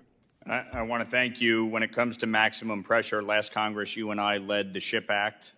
We passed that into law. And this administration has already taken significant steps to enforce this SHIP Act, as well as the Iran-China Energy Sanctions Act, to go after the financial institutions facilitating the trade. We previously, in a markup, passed the Enhanced Iran Sanctions Act to expand the authorities. Would you support that effort to continue to provide the administration with enhanced capabilities to crack down on this illicit oil trade? Absolutely. Very good. Thank you, Mr. Secretary. Thank you, Mr. Chairman. Representative Costa. Thank you very much, Mr. Chairman, for this important hearing today. I, too, like many of our colleagues here today, mourn the loss of our dear friend, Jerry Connolly, and our thoughts and prayers go to him and his family. Mr. Secretary, there are a couple of different issues I want to touch upon here that have been raised, but I would like clarity on. First of all, would you agree that the transatlantic alliance, the partnership post-World War II, has been a hallmark of freedom throughout the world? Yes, and it continues to be a strong feature of our foreign policy. Yes. You said that you had not discussed post-closures as it relates to those in Europe as part of your overhaul of the State Department. 4 are in France, 3 in Germany, 1 in Italy, 1 in Portugal, 1 in Brazil, not Europe. But and then I thought you said that no determination has yet been made with those post-closures? No, there was an article. Some of these are cultural places, like, I forget the exact ones, but they're not even embassies or consulates. But they're not being closed, but I don't know where these things are coming from. I mean, people are putting stuff out there. Now, if listen, you could respond with a letter on that point, I would appreciate that. Sure. Well, I can tell you this. If the we find a Consulate post General, that's I know, in wasteful, we'll Portugal, close it. historically. I don't know where that's coming from. I mean, that's a press report. We'll clear that up later on. Mr. Secretary, America has been the beacon of light for democracy, post-World War II, certainly. And almost every president has been used as a voice of a defender of democratic principles. Do you agree that China and Russia are our adversaries today, along with Iran, I might add? I think both, well, there's no doubt in the case of China seeks to replace us on the world stage as the world's most powerful country. In the case of Russia, they clearly do not support a world order in which the United States plays the role it's currently played, so they're an adversary in that front. In the case of Iran, they're a threat to regional peace. I wouldn't say they're a global threat, but they're an increasing threat. No, I understand. And I would even go further. I consider today modern-day Russia a syndicate masquerading as a country with a mob boss called Putin. And so in these negotiations, I want to do a comparative analogy. The president has indicated that with Iran, as we've noted, that maximum pressure are the tactics that will be used to engage Iran to ensure that they do not obtain nuclear capability. Is that correct? Maximum pressure on Iran? Right. As compelling them to not seek a nuclear weapon? Right. Correct. Or the alternative is worse? Yes. In the negotiations that the president is trying to seek a ceasefire and a peace between Ukraine and Russia, I would like to ask you why the president has not considered using maximum pressure on Russia to ensure, which we have the ability to do so. Sanctions are being considered, as you know, over in the Senate, additional sanctions, to pressure Russia into a ceasefire mode and to a peace agreement, realizing that they've broken the last 3 agreements they've had with Ukraine in the last 20 years. Well, I think the president has made clear that he understands clearly he has options with increased sanctions on Russia if necessary. He would prefer that they agree to a peace deal. And so it's a process of trying to encourage them to reach peace. If ultimately that doesn't work, the president has publicly stated he's very well aware of the sanctions options, devastating sanctions options that he has. And I just want to make sure that we're clear about this, because we have leverage on Russia, and it's not clear to me that we're using it in the same sense that we're using it with Iran. And I think, frankly, we and our allies must be together in defending democracy And certainly Ukraine is a democratic and intending to become more democratic, wants to join with the West, with the European Union, as well as ultimately with NATO. And I think Poland, Romania, and the Baltic states are watching very carefully to America's commitment to Ukraine. Let me go on quickly here. The effort was raised, and you commented on Armenia and Azerbaijan, another country that Azerbaijan that has not kept its commitments in the Minsk Accord. We've tried to get Republican and Democratic administrations to forego the waiver on Section 907 on military aid to Azerbaijan. Finally, last year, the Biden administration rightfully refused to issue the waiver. I think it should be permanent. What is your position, and will you commit to not resisting Section 907 waiver again this year that would block military aid to Azerbaijan? Well, we haven't made a determination on that yet, because what we're focused on right now is getting them to agree to a peace agreement that does not cause them to invade a neighboring country in Armenia. We would like to prevent that from happening. The President's very committed to preventing wars, and we've tried to outline to both sides, especially the Azerbaijani side, the tremendous benefits that would come from signing a peace deal and not engaging in a war that we would find to be destructive, counterproductive, and the last thing we need right now in the region. And Armenia is looking for our help and our support. Representative Kane is recognized. I yield back the balance of my time. Thank you, Mr. Chairman. And Mr. Secretary, it's good to see you here today, and thank you for joining us.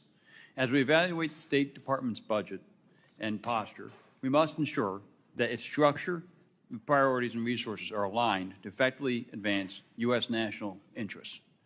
That includes ensuring global health assistance is targeted, transparent, and focused on delivering life-saving care where it is needed most. PEPFAR has been an incredibly successful global health program over the past 20 years, and it's something that America should be proud of. However, the world has changed in those 20 years, and the U.S. should begin helping other countries take ownership of their HIV prevention and treatment efforts. To ensure success, we should make sure that there are planned, predictable, and negotiated timeframes.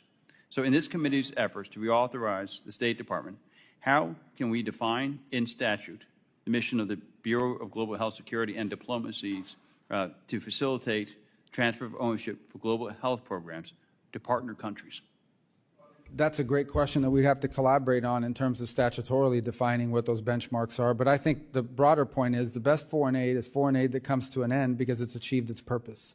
In the case of PEPFAR, where today 85% of its recipients are still receiving assistance, you want to reach a point in which one of two things happens. The transmission of the disease stops, but also the partner nation has built the capacity to be able to handle it themselves.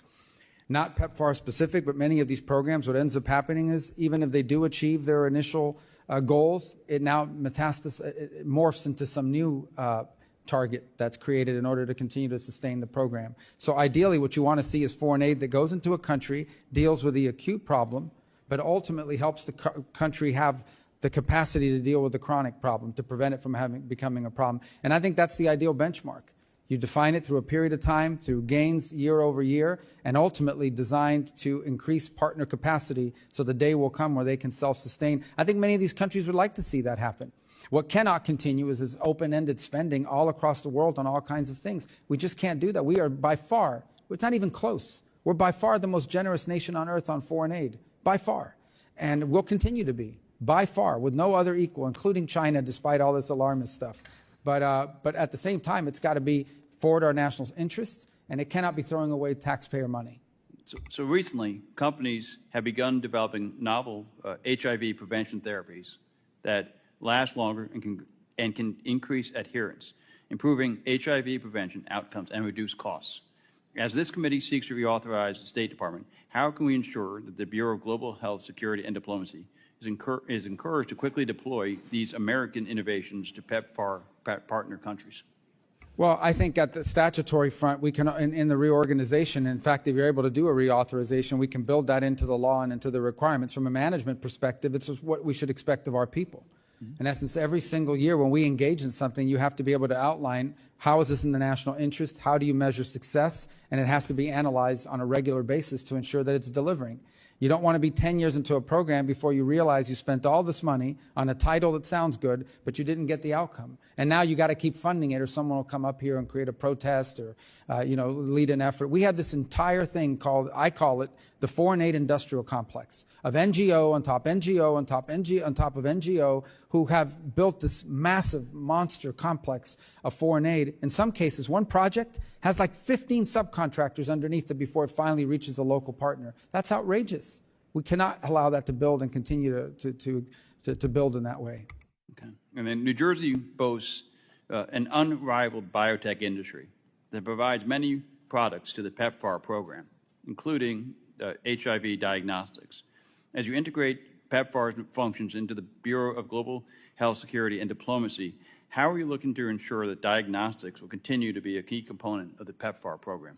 That's great insight. That's the kind of input we want to see, and that's the kind of input we want to work with you on and members of this committee on. These are the kinds of things that we can build ultimately in an authorization bill, but more importantly in our internal practices, again, to ensure that when we're providing aid, it's the right aid and the kind of aid that helps us meet the benchmarks that we've set.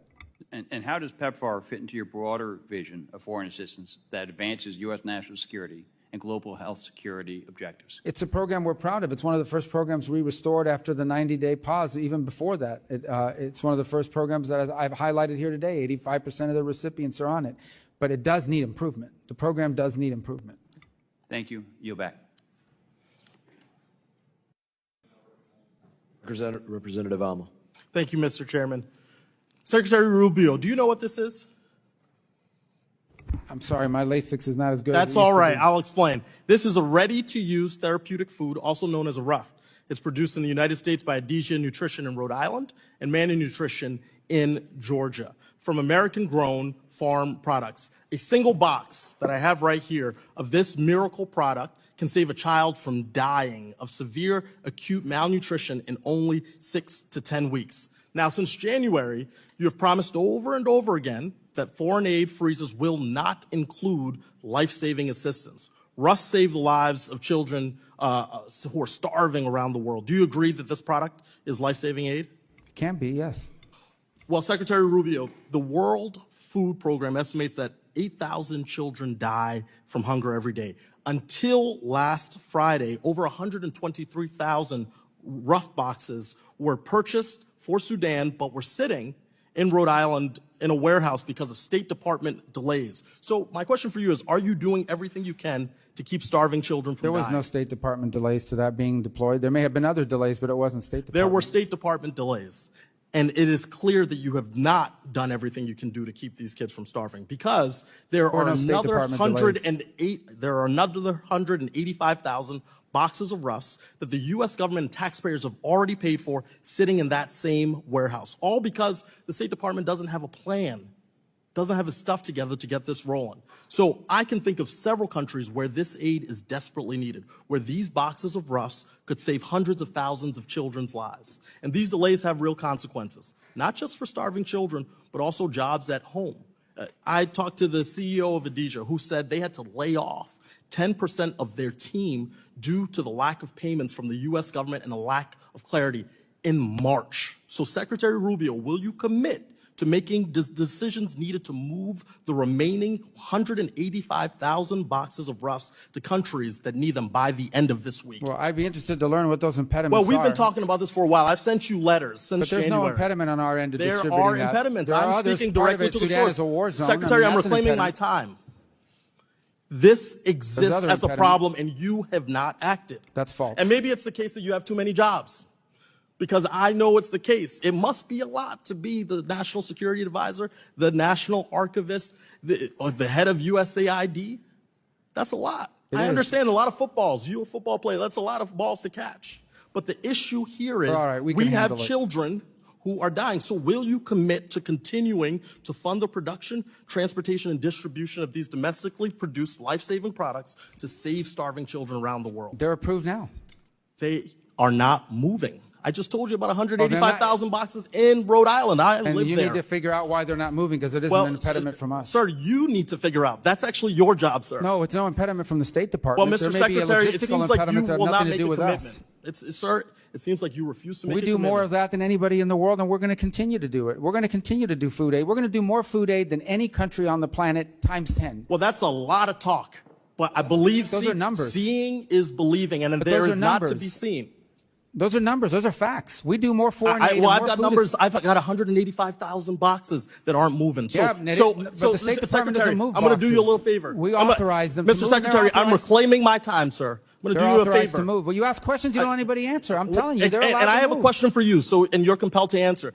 Why don't you take 10 seconds now to turn to your staff and say, let's get this fixed? My staff knows that this has been fixed. Oh, it There's no hasn't been impediment on the fixed. State Well, Department then side. you have not proven that to me. If the people who are affected, both here domestically and around the world, are not receiving this life-saving product. They are receiving it. Look, you staked your career in the Senate on supporting humanitarian aid, but now you won't make a commitment, or you're saying things have been done that I already haven't made been the done. commitment.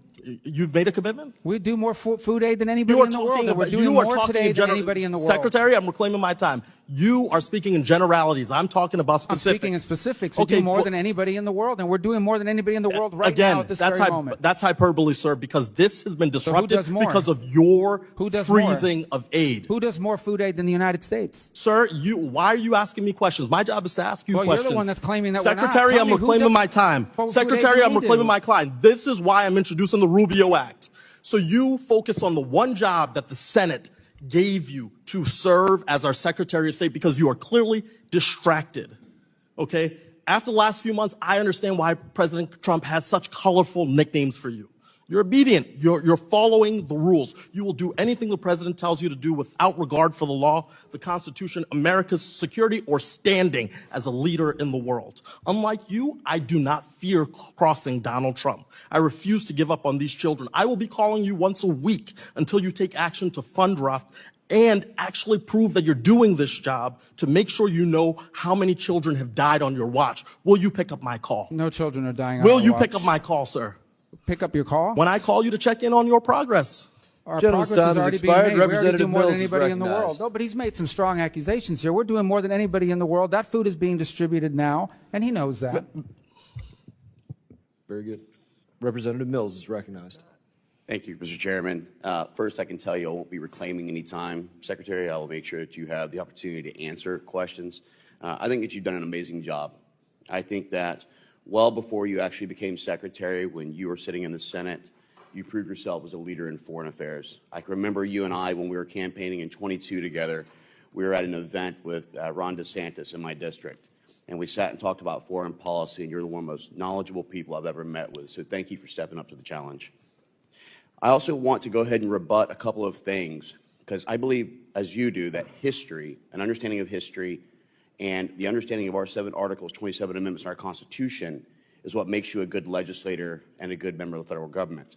They keep talking about this $400 million plane gift to Qatar, and you tried to answer this multiple times, but I want to paint some history here.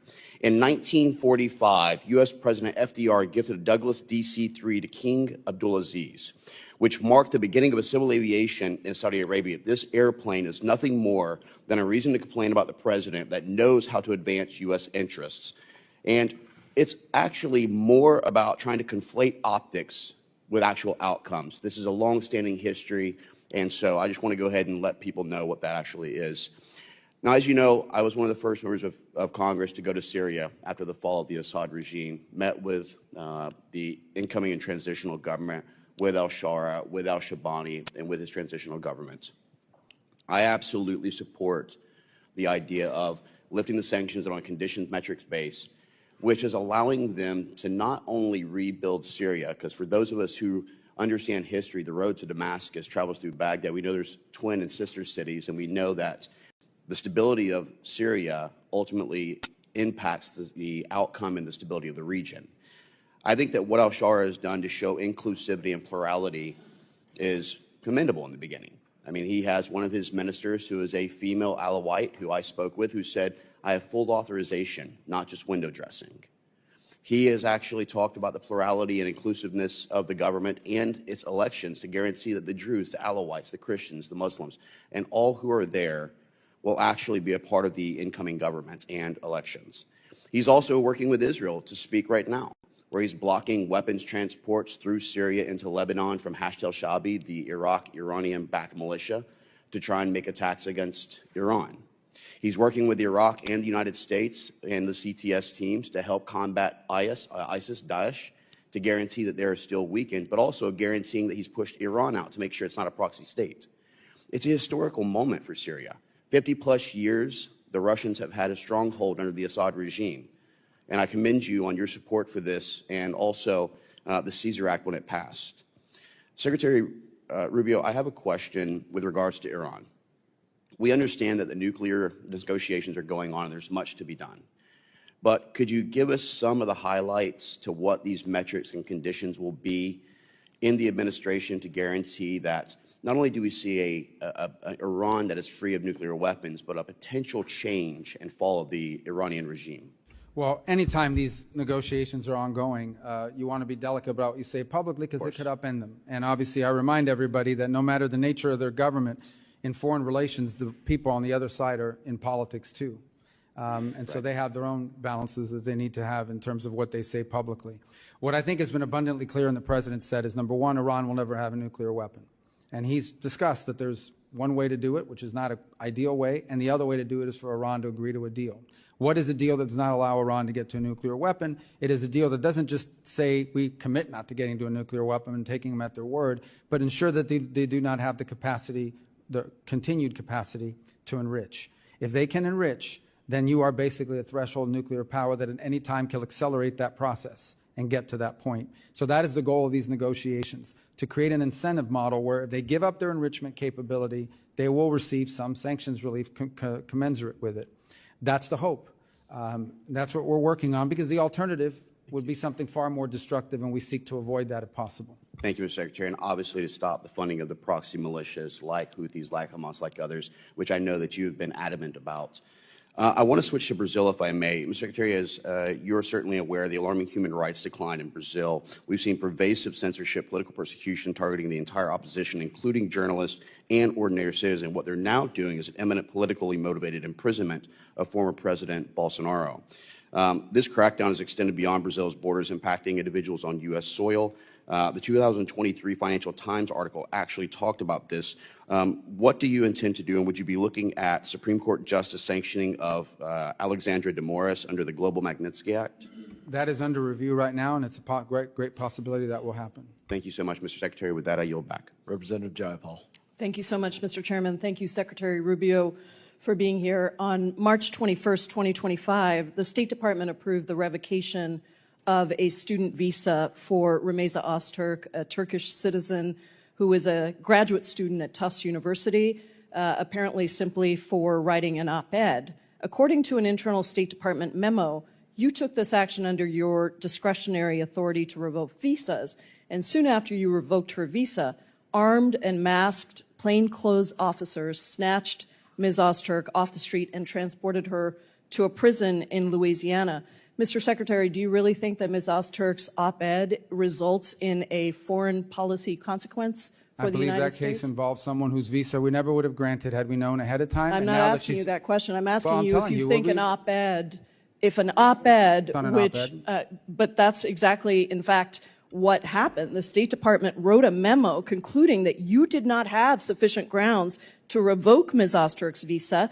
There was no evidence showing that she'd engaged in any activities that were a threat to national security. And in fact, in May, a federal court ordered Ms. Öztürk's release from detention, noting that the sole basis for the government's detention appeared to be the fact that she co-authored this opinion piece in the Tufts newspaper in March of 2024.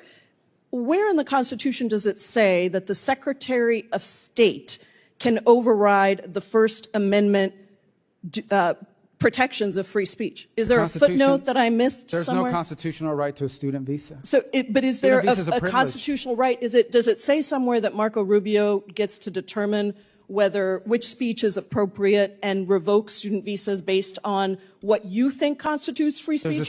There's a statute that says the Secretary of State gets to determine whether someone is a threat. We deny visas Do you every day think all that over the the world. INA, do you think that the Immigration and Nationality Act trumps the Constitution of the United States, Mr. Secretary? Well, Congress can always change the law if you want, but I'm telling you, Mr. in the meanwhile, I Secretary, have the let me authority. be I will clear. continue to revoke the visas of these people that come here to tear You this said that, country Mr. Secretary. because Let they're me on reclaim student my visas. They're time guests. because you are talking about revoking student visas based on what somebody says, and that means that you are trumping the legal supreme court, the supreme law of the land, which is the Constitution of the United States. No one has a right to a student visa. Mr. Rubio, why did the administration need to use masked, armed, unidentified agents to whisk somebody off the street and deny her counsel for almost 24 hours after her Well, arrest? you'll have to ask the agencies that did that work. Well, I'm you not have- responsible for that. I'm responsible for revoking the visas of these people that come to tear Secretary this country Rubio, apart. I'm talking Never should about have this allowed 'em in. particular case where you revoked the student visa of a Turkish citizen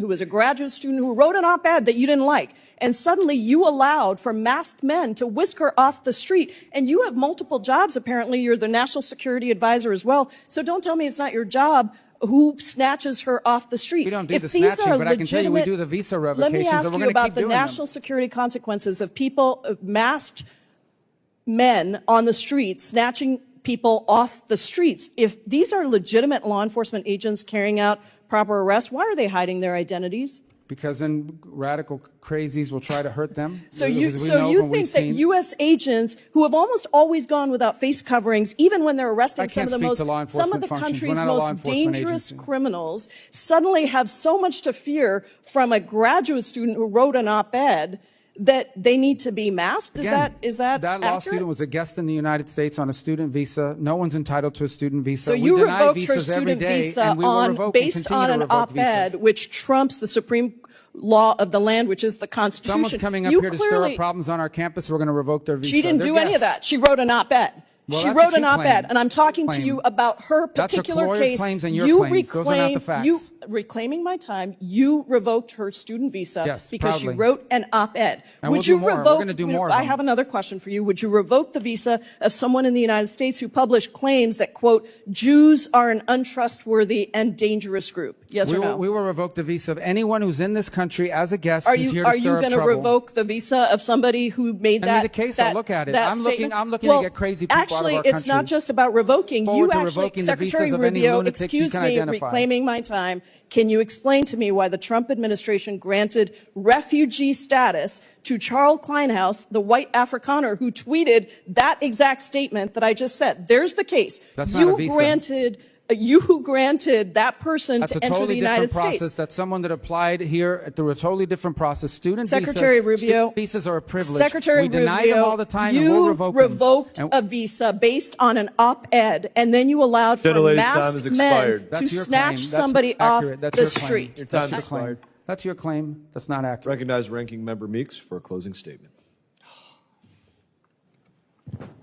I'll be brief because this really is a sad day.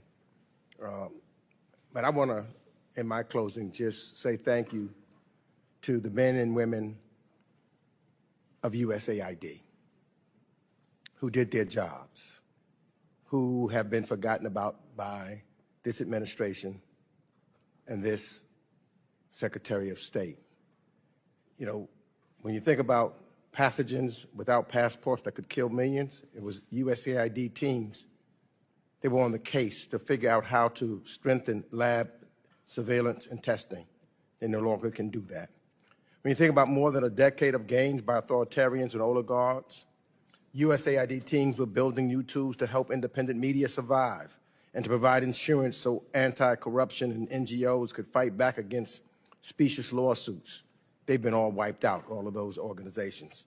When you think about the extreme weather caused by climate change that was wiping out livestock and farmland and driving the mass migration of millions, it was USAID teams were helping scientists and farmers experiment with different varieties of drought-resistant seeds while hustling up private sector partnerships to stay ahead of devastating droughts.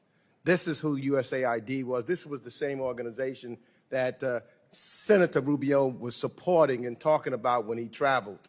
And to come here today and to hear his remarks and not even, well, he did say one good thing. He said that he recognized that most of the people in the State Department and most of those foreign service agents were good people. They were great people. They served our country well. They deserved more than they've gotten under this administration and under your leadership as Secretary of State. And I yield back.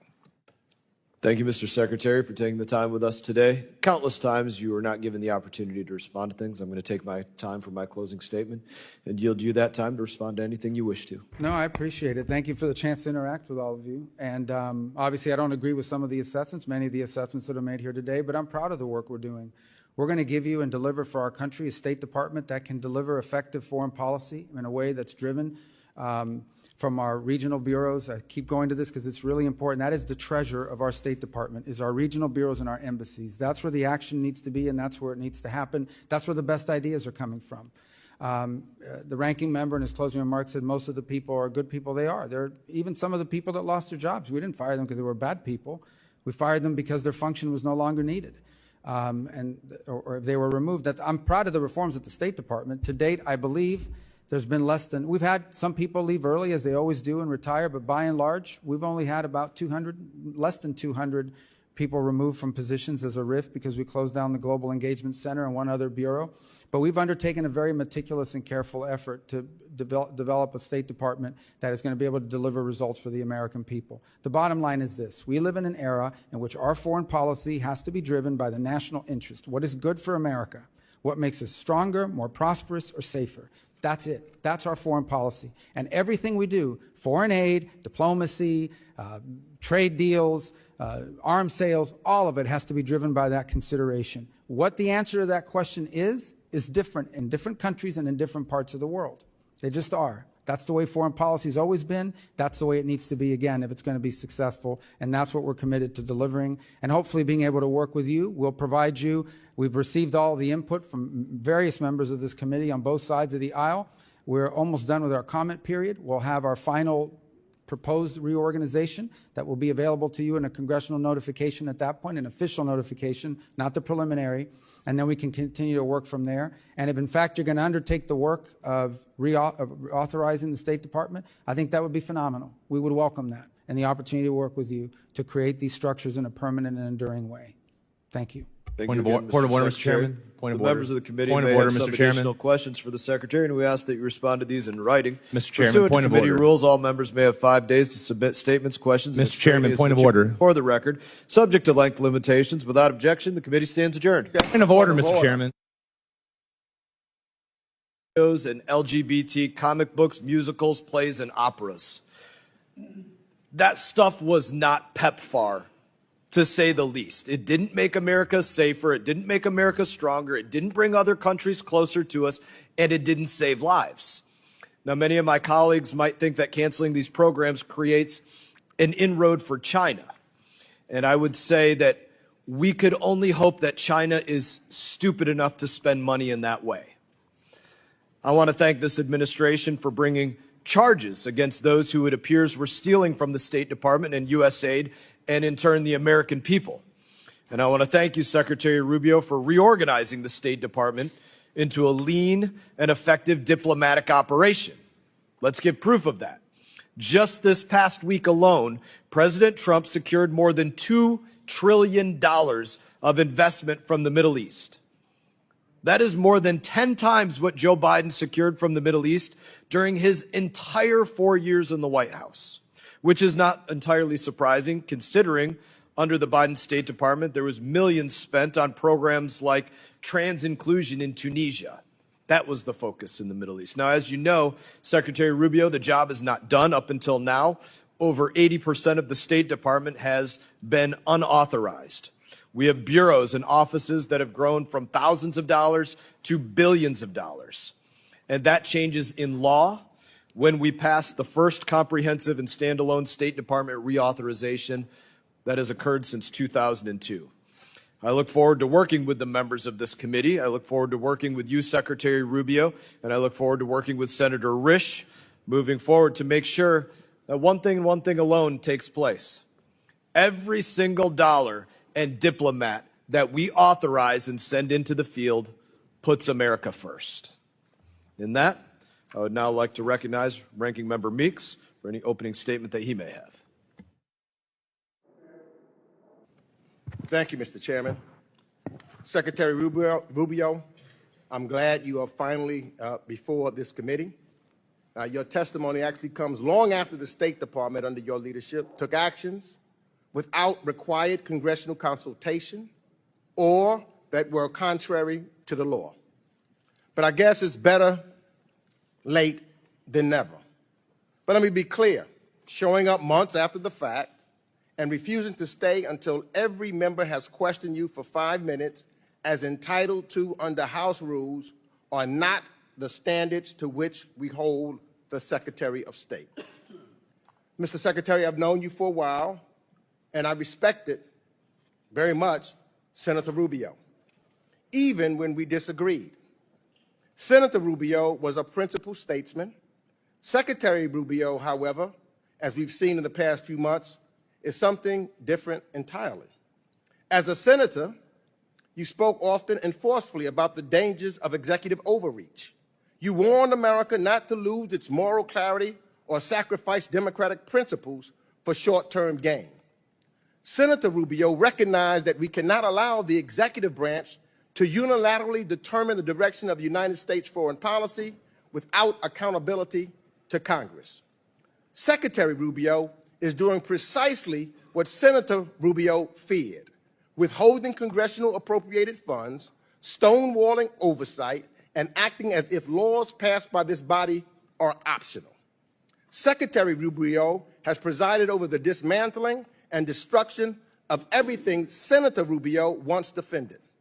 So although you may be the Secretary of State, the acting head of USAID, the National Security Advisor, the Archivist of America, the empire you have stumbled upon is not one of influence, sir. It is a kingdom of ash. So I ask, was it worth it? Was it worth it to allow the near extension of U.S. foreign assistance and USAID, which Senator Rubio said, and I quote, is a very cost-effective way not only to export our values and our example, but to advance our security and our economic interests? And lie is exactly what this administration has done again and again. Each time Elon Musk and his department of arsonists brag and mislead the American public about massively inflated savings or lie about the program they have cut and their purpose, they're not telling you about the food that rotted on the shelves while people went hungry, or the medicine that was undistributed to children needlessly suffering, or the trust that was lost by your actions. But I believe you know better, because you've said as much, and yet here we are. In 2022, Senator Rubio warned about the urgent and growing threat posed by China and called for a fully funded State Department and USAID.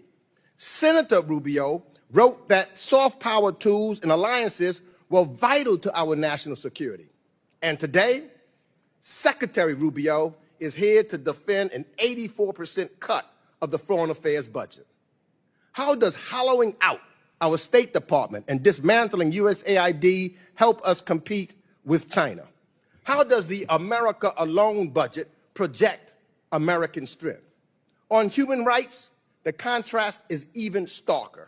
Senator Rubio built his political brand on the cause of freedom and dignity. You condemned autocrats in Caracas, Havana, and Beijing for silencing dissent. But Secretary Rubio, he looks the other way when strongmen commit similar abuses. Secretary Rubio even defied a Supreme Court order to facilitate the return of a wrongly detained spouse of an American citizen. And when Senator Rubio became the first Hispanic American to serve as Secretary of State, he made sure to pull the ladder up behind him. In the name of dismantling efforts to making hiring and promotion fair, as you call it, wokeness, you have unlawfully dismantled programs designed to address decades of historical exclusion.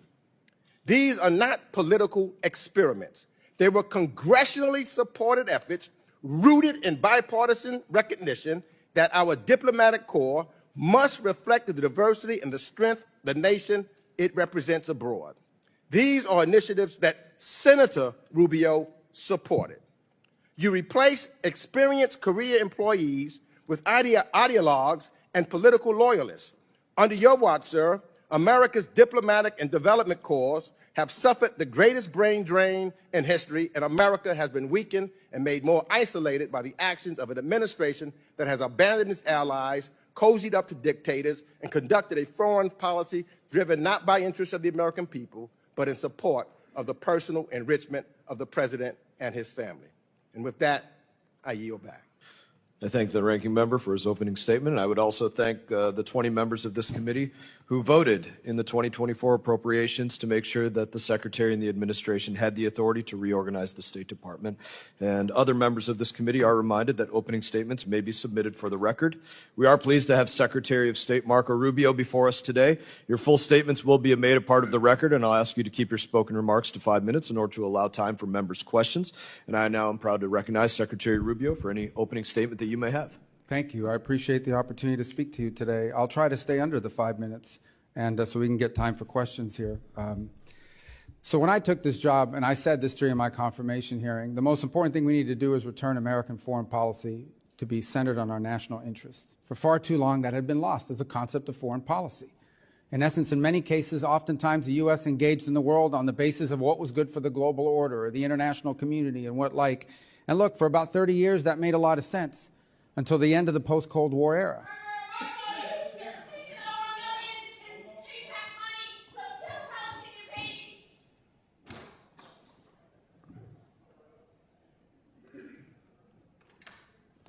So that made a lot of sense for a long period of time during the Cold War, but then we entered the post-Cold War era, and the war and the world order has rapidly changed. We entered a new era about 12 or 14 years ago, and we entered an era of near-peer competition, where for the first time since the end of the Cold War, the United States had a near-peer competitor and adversary in the state of China.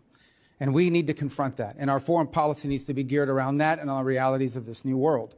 And so what that means is we have to have a State Department that can deliver on a foreign policy that is rooted in the national interest of the United States. To defend the national interest of the United States requires us, number one, to make sure that every dollar we spend and every action we take has to have measurable outcomes that deliver for the American people. They have to either make our country safer, or they have to make our country stronger, or they have to help make our country more prosperous. It has to do at least one of those three things. And ideally, whether it's a program or a measure that we take, it should do all three of them. Now, what that means is that there are some great causes in the world. There really are. There are some great causes. There are some horrifying things that are happening on the planet. America cannot solve every single one of them. What we need to focus on is prioritizing our foreign policy to those areas that are in our national interest. Now, we will still remain the largest contributor of foreign aid and humanitarian assistance on this planet by far. The United States, even under the budget that's before you today, and the changes we have made, will still contribute more in foreign aid than the next 10 countries combined, than the entire OECD. The next closest country is not China, it's Germany, and it's way behind us, even now. But that foreign aid has to be geared towards our our national interests. We need to design a State Department that delivers on that. Yes, we canceled a bunch of contracts in USAID. Some were stupid and outrageous. Others didn't serve the national interest, and others we kept. And we are folding it under the Department of State. And you know why? Because we want it to be part of the toolbox of foreign policy, not a standalone.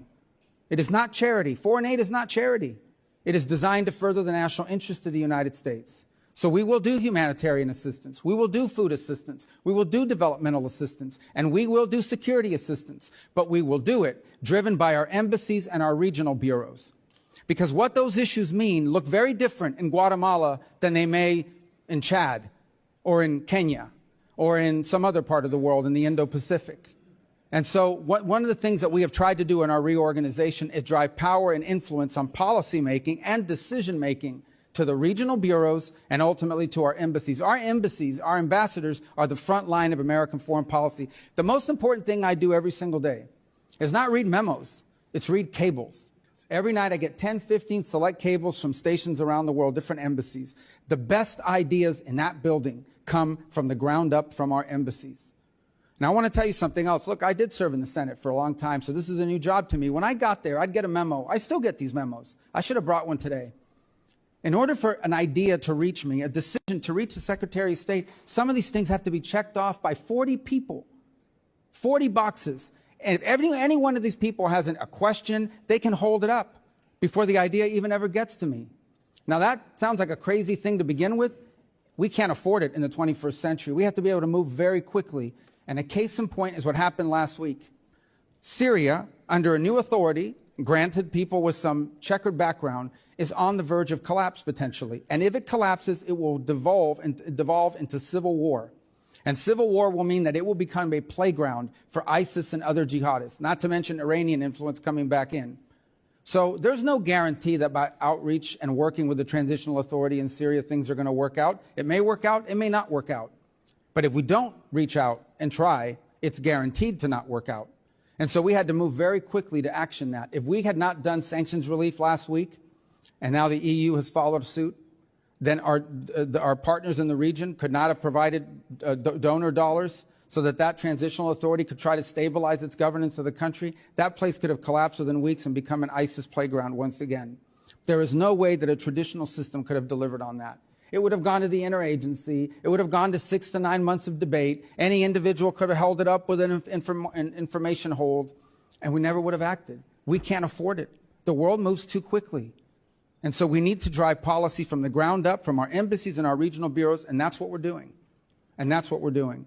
On the last point I would make about foreign aid has to be part of our portfolio, part of what we do, and it has to be consistent with our agenda in any region of the world or any country. And oftentimes you will find, and maybe some of you have found when you travel, you go talk to an ambassador and they will tell you what USAID was pushing and what they are pushing in the country are not just different, they're in contradiction. And in many cases, USAID programs were undermining the mission of the embassy. That's a fact, and I heard that over and over again. I've heard it in the Caribbean basin, and I've heard it in other parts of the world. I am not the first Secretary of State that wanted USAID and foreign aid to be under the Department of State. I'm just the first that's been able to do it. And I'm glad we've done it, and it will deliver better foreign policy and, frankly, more accountability and more oversight opportunities for your committee down the road. Thank you. Thank you, Mr. Secretary. And I'd love to see that tree of 40 people who in the last administration signed off on things like a transgender job fair in Bangladesh for $800,000. I'd love to see that list.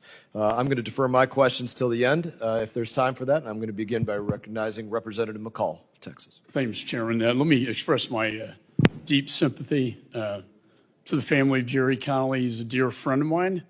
I will miss him dearly, and the Irish twinkle in his eye. Mr. Secretary, thanks for being here today.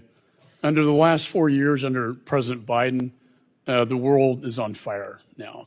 From the debacle, the evacuation, poorly executed from Afghanistan, which then led, I believe, to Putin's invasion of Ukraine, the largest land invasion since World War II in Europe, to the Middle East on fire now, October 7th. I commend you for trying to seek peace in these hot spots, including the Indo-Pacific, which probably presents the greatest threat. I would be clear-eyed with Mr. Putin. I personally don't think he's negotiating in good faith. The Ayatollah cannot be trusted. In fact, it was recently reported that they got their proxy Hamas to invade Israel on October the 7th to derail the normalization talks between Israel and Saudi Arabia. Let me go to the 1961 Foreign Assistance Act. It was initially created to counter the rise of the Soviet Union. Today, I believe it should be used to counter the influence of Communist China around the globe. And that's a core mission I know you support, as do I. When I was chairman of this committee, I put holds on the programs the current chairman's talking about, that being the drag shows in Ecuador, to grants to advance atheism in Nepal. These are not in the interest of the United States or our national security interests. So I think we need to return these agencies and programs to their core mission. I believe that you're trying to do that by bringing them under your supervision at the State Department. It's not a new idea. Madeleine Albright tried to do that many years ago. And I do think under your supervision that we'll have transparency and accountability with the foreign assistance programs. We are engaged in a reauthorization of the State Department Sir, can you tell me how this would assist you with respect to reorganization of these important agencies under your department? Well, I think the key to reorganization, and by the way, we never did it in all the years that I was in the Senate either. It never happened. It needs to happen. We want it to happen. As you know, in our reorganization, we didn't touch any of the statutory offices because we can't. But there's two advantages to it, or three advantages. The first is it becomes permanent. We can create an organizational structure that becomes enduring, especially if it's one that we believe in. Second, I think that it will help us with the input and ideas. Look, we notified, it wasn't intended, we provided the initial preliminary indication to Congress. We've been taking input, including from many on the minority. And some of those are going to be reflected when we put out our final approach that we want to take. But ultimately, we would love to work with the committee to find ways to improve on the streamlining. By the way, we're also taking input from inside our building. Some of the ideas in our reorg, many of the ideas from our reorg, came from inside the State Department, from career officials, including some that are still providing input for us in sort of how to structure it. But I think the advantage of doing it statutorily is that it becomes enduring and permanent and provides certainty in the days to come. Otherwise, it can change over time and continue to bloat and expand to levels that it got to. It was an unreadable org chart. The org chart that I showed, the initial org chart that I inherited was just the top line. Within each one of those boxes, there were multiple boxes, some of them duplicative, redundant. Many cases, no one could even tell us what they were doing because it's easy to grow. It's much harder to reorganize and to streamline activity, and that's what we want to do. Well, it's a very noble effort. With my 1 minute remaining, I authorized the Remain in Mexico program in this committee. I commend the administration. Within a matter of months, have restored order to the border, taken chaos and turned it into a safe border. I mean, the crossings have gone down 95%. There's no longer catch and release. And I do think the executive order on Remain in Mexico is very important. I know you share that responsibility with the Department of Homeland Security, a committee I chaired as well. What is the latest in your negotiations with Mexico to bring that important program back? Well, as you are aware, I'm sure that we've had a number of what I would call both irritants, but also areas of cooperation with the Mexican government. It's been actually pretty positive. They have been very responsive on our security concerns. They've increased their security cooperation with us in ways that have been very productive. In fact, at some point here over the next few weeks, I intend to travel potentially to Mexico along with a couple other cabinet members to sort of finalize some of these areas of cooperation. This may be one we talk about, but we've been primarily focused with Mexico on two things.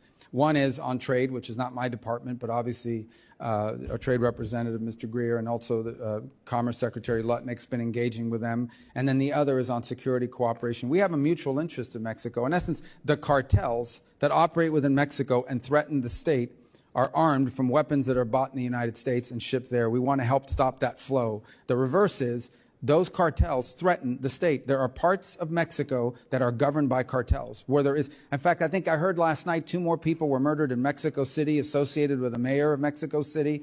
The political violence there is real. They have a vested interest and a desire to go after these cartels, and we want to help equip them and provide them information. They've also been increasingly cooperative, more than ever before, in bringing back and extraditing people wanted in this country for crimes who are in their custody. So I think we've got good areas of cooperation. We still have some more work to do on migration, but they've been cooperative. Chair now recognizes Ranking Member Meeks. Thank you. I'm trying to figure something out. I know you said you read a lot of cables every day, and I know that when you first got sworn in at your confirmation hearing, you stated that being the Secretary of State would be an extraordinary responsibility. Here we are 4 minutes later, but reading cables every day. How much time do you spend at the State Department? How much what? How much time? How focused at the State Department? Almost every day. If I'm in the country, I travel a lot. It's part of the job. I agree. I understand. But now you have 4 jobs, don't you? Now you're not only the Secretary of State, you are also the acting USAID administrator. You're also the acting archivist. You're also the interim national security advisor. You cannot spend every day at the State Department and then neglect your other jobs. that you have the responsibility to do. So how much time do you spend at the other jobs if you spend every day at the State Department? Well, now you know I can't offer you 8 hours today to answer every question on this committee, which you were complaining about earlier. Look, here's the thing. All those jobs are being done. USAID largely has been folded into the... Do you want my answer? Do you want to... No, I just want to know this. Did you anticipate or did you want, when you were sworn in to be the Secretary of State, do you want to have the jobs of USAID administrator? No, I did not apply for those jobs. Did not apply I was asked to serve in those roles, and I'm happy to do it. The archives are doing great. The USAID has been folded under state, so it's a sort of a duplicative role. And the National Security Advisor, which is on an interim basis, has tremendous overlap with what we're doing at the State Department. Well, then why not get rid of all of them and just put everything under you? Get rid of all those departments. If it's not crucial to have someone every day at the as a National Security Advisor, you folded in USAID, you saying the archives is fine, get rid of them. Wouldn't that be then waste? Based upon how you have determined there's waste, based upon your testimony earlier, and some of these other departments, they were duplicative. So if it's duplicative, then get rid of them. Well, you would have to pass a law to do that if you want to combine those 4 offices in your reorg. Well, look, that hasn't stopped you in the past because the law requires you to consult with Congress on any proposed reorganization of USAID or the State Department. That hasn't happened. I agree. It should be the Congress's responsibility. Your staff claimed, quote, that you've extensively consulted Congress on your plan to fold USAID into state. But that did not happen. All we members have gotten was 1 hour of a meeting with Pete Morocco, who you later fired and who couldn't answer our most basic questions about the aid freeze. And you've ignored thus far. That's why I want to know about you. You've ignored nearly 20 letters from this committee seeking information about who, since you took office, as well as,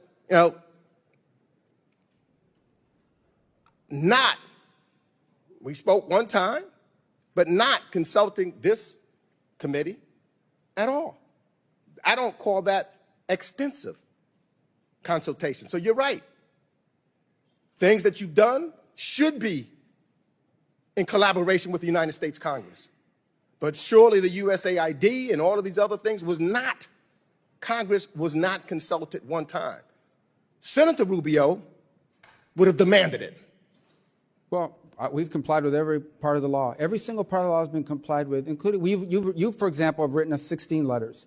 You've been briefed on 7 of them. Some of them we couldn't answer, and we told you why we couldn't answer, because they were subject to litigation. 4, you've gotten answers in writing, and 5 we've gotten just in the last few days. Well, 16 letters. I've been there 17 weeks. You write me a letter a week. I'm going to yield my last 48 seconds to Representative Johnson.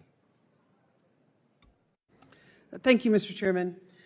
Secretary Rubio, thank you for being here. Corruption is determined by our democracy, is detrimental to our democracy, and the Trump administration has moved swiftly to scale back, reverse, and dismantle various guardrails that protect Americans from corruption. We have now a plane that he's accepting by a foreign government. His family's doing business deals with a foreign government. And your office has authorized Elon Musk's company Starlink to do business in at least 5 African countries and many, many others. My question is, with the dismantling of the enforcement of the Foreign Corrupt Practices Act and many other things, what efforts are you doing as Secretary of State to make sure that our government is free from improper foreign influence over our policy? I mean, the examples you've given, Starlink's all over the world. There isn't a country in the world now that doesn't have Starlink for the most part. They have Starlink in Syria. We certainly didn't help them land that deal, but they've got Starlink's a global company that's present everywhere and continues to grow because they provide a very unique service no one else provides. I'm not aware of any plane that's been given. I know the media reports about it. I know that the Air Force One that's scheduled to be delivered is like 5 years off balance. So they went to Boeing, and this is the extent of what I know about this plane. I've never seen it. They went to Boeing and said, are there any planes that fit the bill? Boeing produced a list of planes that they'd sold over the last few years. One of them happened to be a Qatar. You'd have to ask the Department of Defense, because that would go to the Air Force. That would not come to the State Department.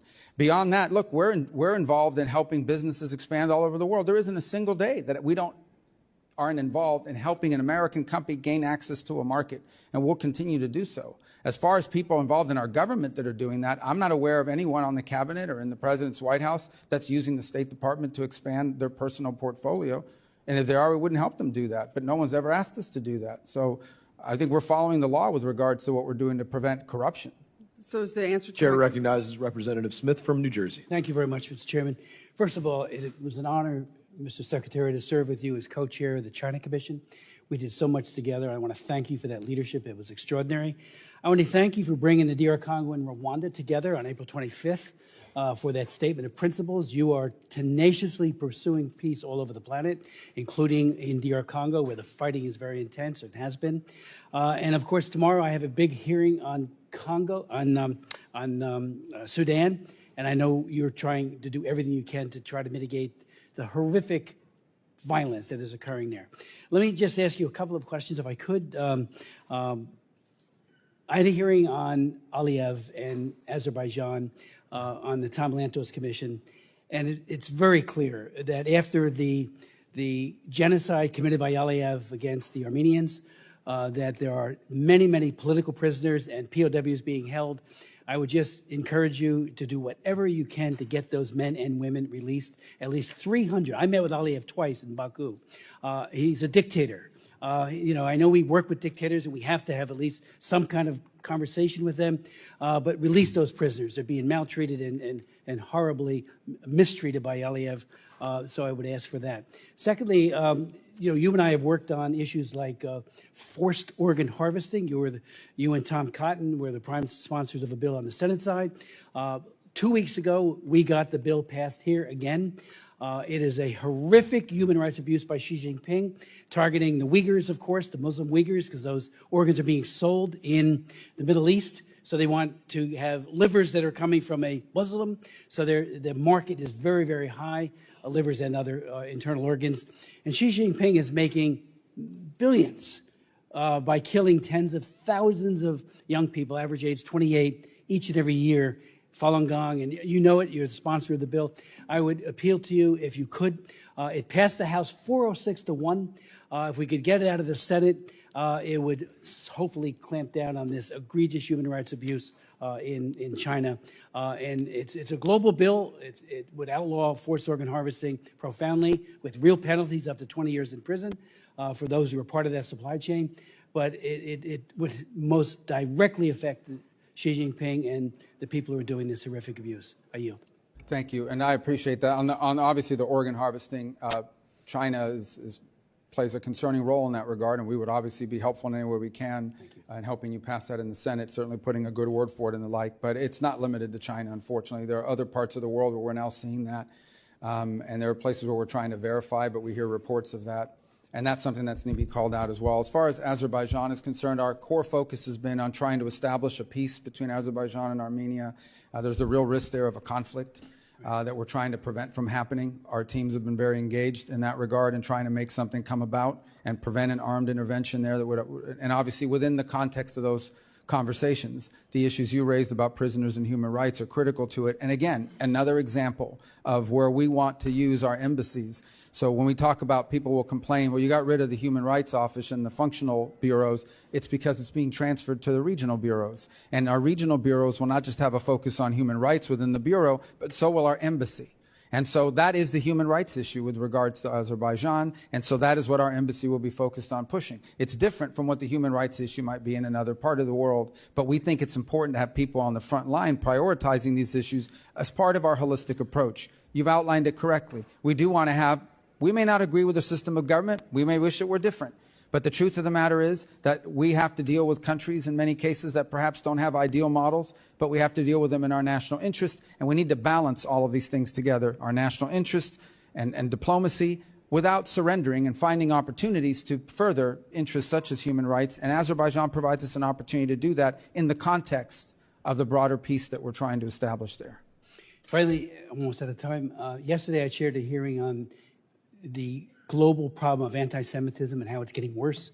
It was my 18th hearing on it. We had Ted Deutsch, who is at the leader, was a leader here when he was in Congress, as one of our witnesses. And I just want to say thank you for what you're doing vis-a-vis Israel and what you're doing to try to stop this scourge of anti-Semitism that is exploding, especially at the United Nations, where the UN Human Rights Council is filled to overflowing with people in agency positions, not just the members of it, who are absolutely anti-Semitic. So I want to thank you for that as well.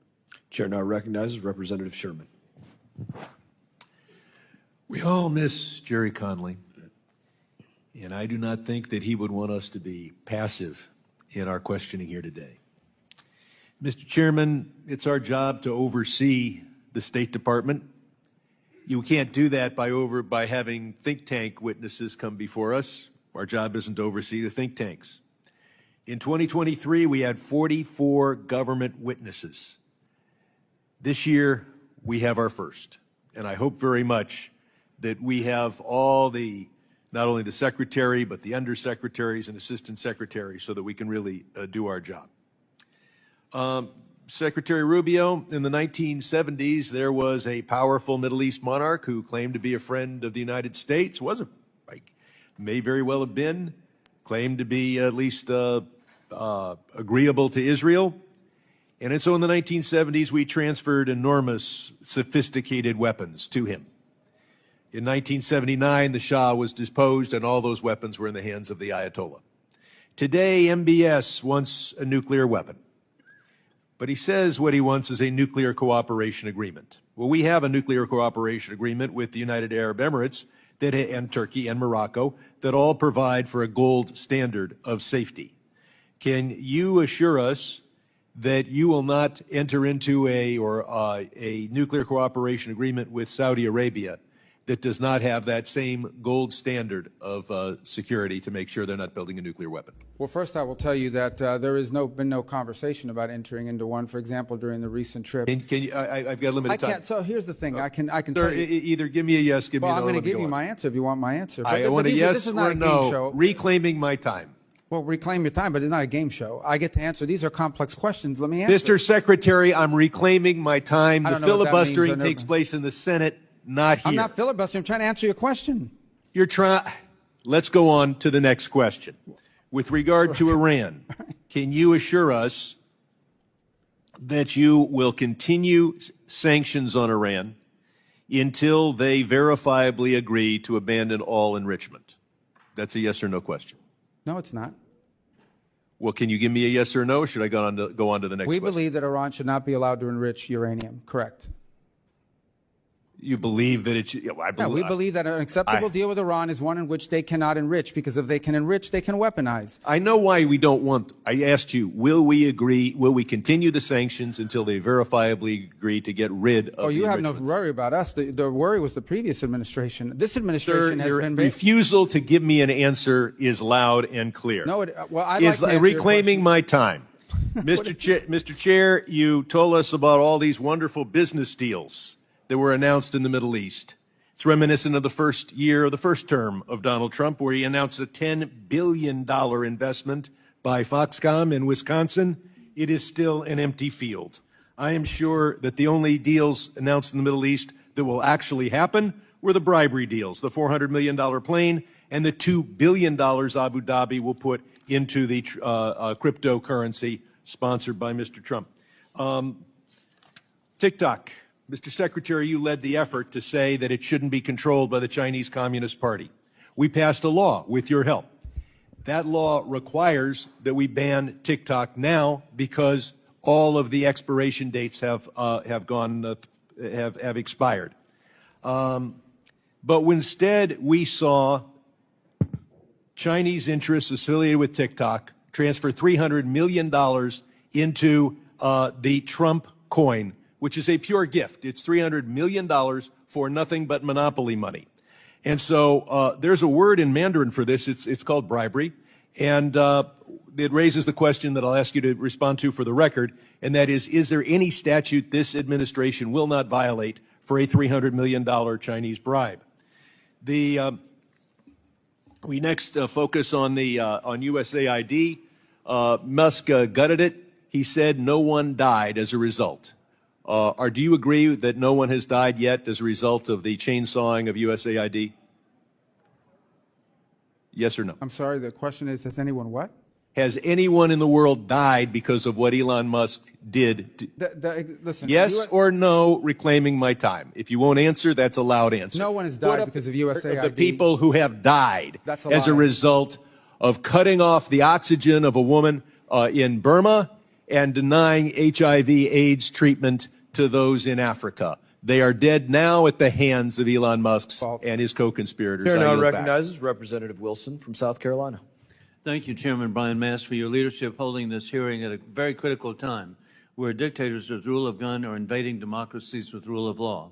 And my sympathy for the Connolly family, as I was always cherished my friendship with who I call Mr. President Jerry Connolly. Mr. Secretary, congratulations on your success on behalf of the American people to implement the policies of President Donald Trump. Sadly, as you address problems that have plagued the department, bureaucrats in the past have undermined the agenda of the president. It was historic to have, as you just cited, the announcement of President Trump to lift sanctions, giving Syria a chance, which was welcomed by a standing ovation in Riyadh, which was so historic. And now the progress that you've made, instead of billboards, electronic billboards of the dictator of Assad, they've been replaced by billboards praising Donald Trump and praising the Crown Prince. What an incredible change in 6 months to go from dictator to a potential of democracy. With that in mind, I have concerns that there could be efforts to undermine. And so will you be working in every way to have full executive authorities to carry out the president's orders rather than a phased approach? In addition, can we lift the specific export controls on Syria? Yeah, well, as you know, the sanctions in Syria are largely based on a statute, the Caesar Act. And so that allows the president to do rolling waivers, I believe, 6 months at a time. So the goal is ultimately to make enough progress so that Congress will permanently repeal those. In the interim, what we want to make sure is that the sanctions relief that we're providing allow our partners in the region to begin the aid flow that they want to do without running afoul of the sanctions. So that's what we're focused on executing, even as we speak. There was a meeting on it yesterday. It's in execution today as well. Well, again, thank you for your leadership and insight to see how quickly that should have been done. I'm also grateful for the strong position of the Trump administration in regard to the anti-American Georgian Dream regime in the Republic of Georgia. They rigged the election in Georgia on October 26. They've criminalized association with America. They kicked out American companies blocking trade and mineral access to the Middle Corridor, selling Georgia to the Chinese Communist Party. They've repeatedly smeared President Trump and American leadership. With that in mind, I'm really grateful that actually with the Rondelli Foundation, there's been a report just released indicating the control by the Chinese Communist Party now in the Republic of Georgia, and I'd like to provide this for the record. Additionally, for 200 consecutive days, freedom-loving Georgians have heroically taken to the street, embracing themselves in American flags and carrying posters of the president. Under your leadership, what will be done to help the State Department impose real cost on the anti-American Georgian dream on behalf of the people of Georgia? Well, going back to what I've said earlier in my opening statement, the goal of the United States is our national interest. So we will look at that and say, is it our national interest to have an anti-American government governing an important part of the world? And if not, we'll take appropriate actions to impose costs on that government. That's currently under review, and we're looking for options and additional options. I have no announcement today specifically on what we plan to do yet, but I can tell you that that is something that's being discussed. And again, a great example of why we're going to look to our regional bureaus and our local office on the ground there to provide us guidance as to what are the measures that the government, the anti-American government, would be most responsive to. And it's so refreshing to get your response. And additionally, another issue is Kurdistan, the regional government of Iraq.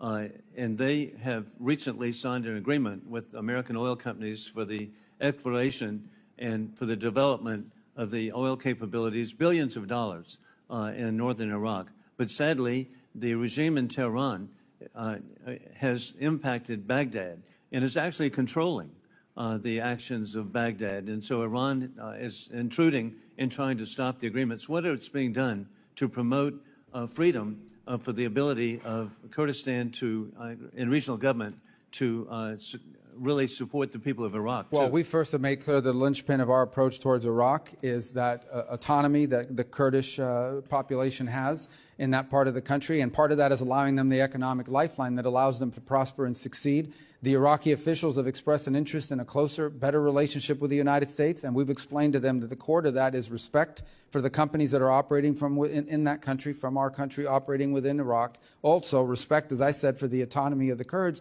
And third is the Iranian influence.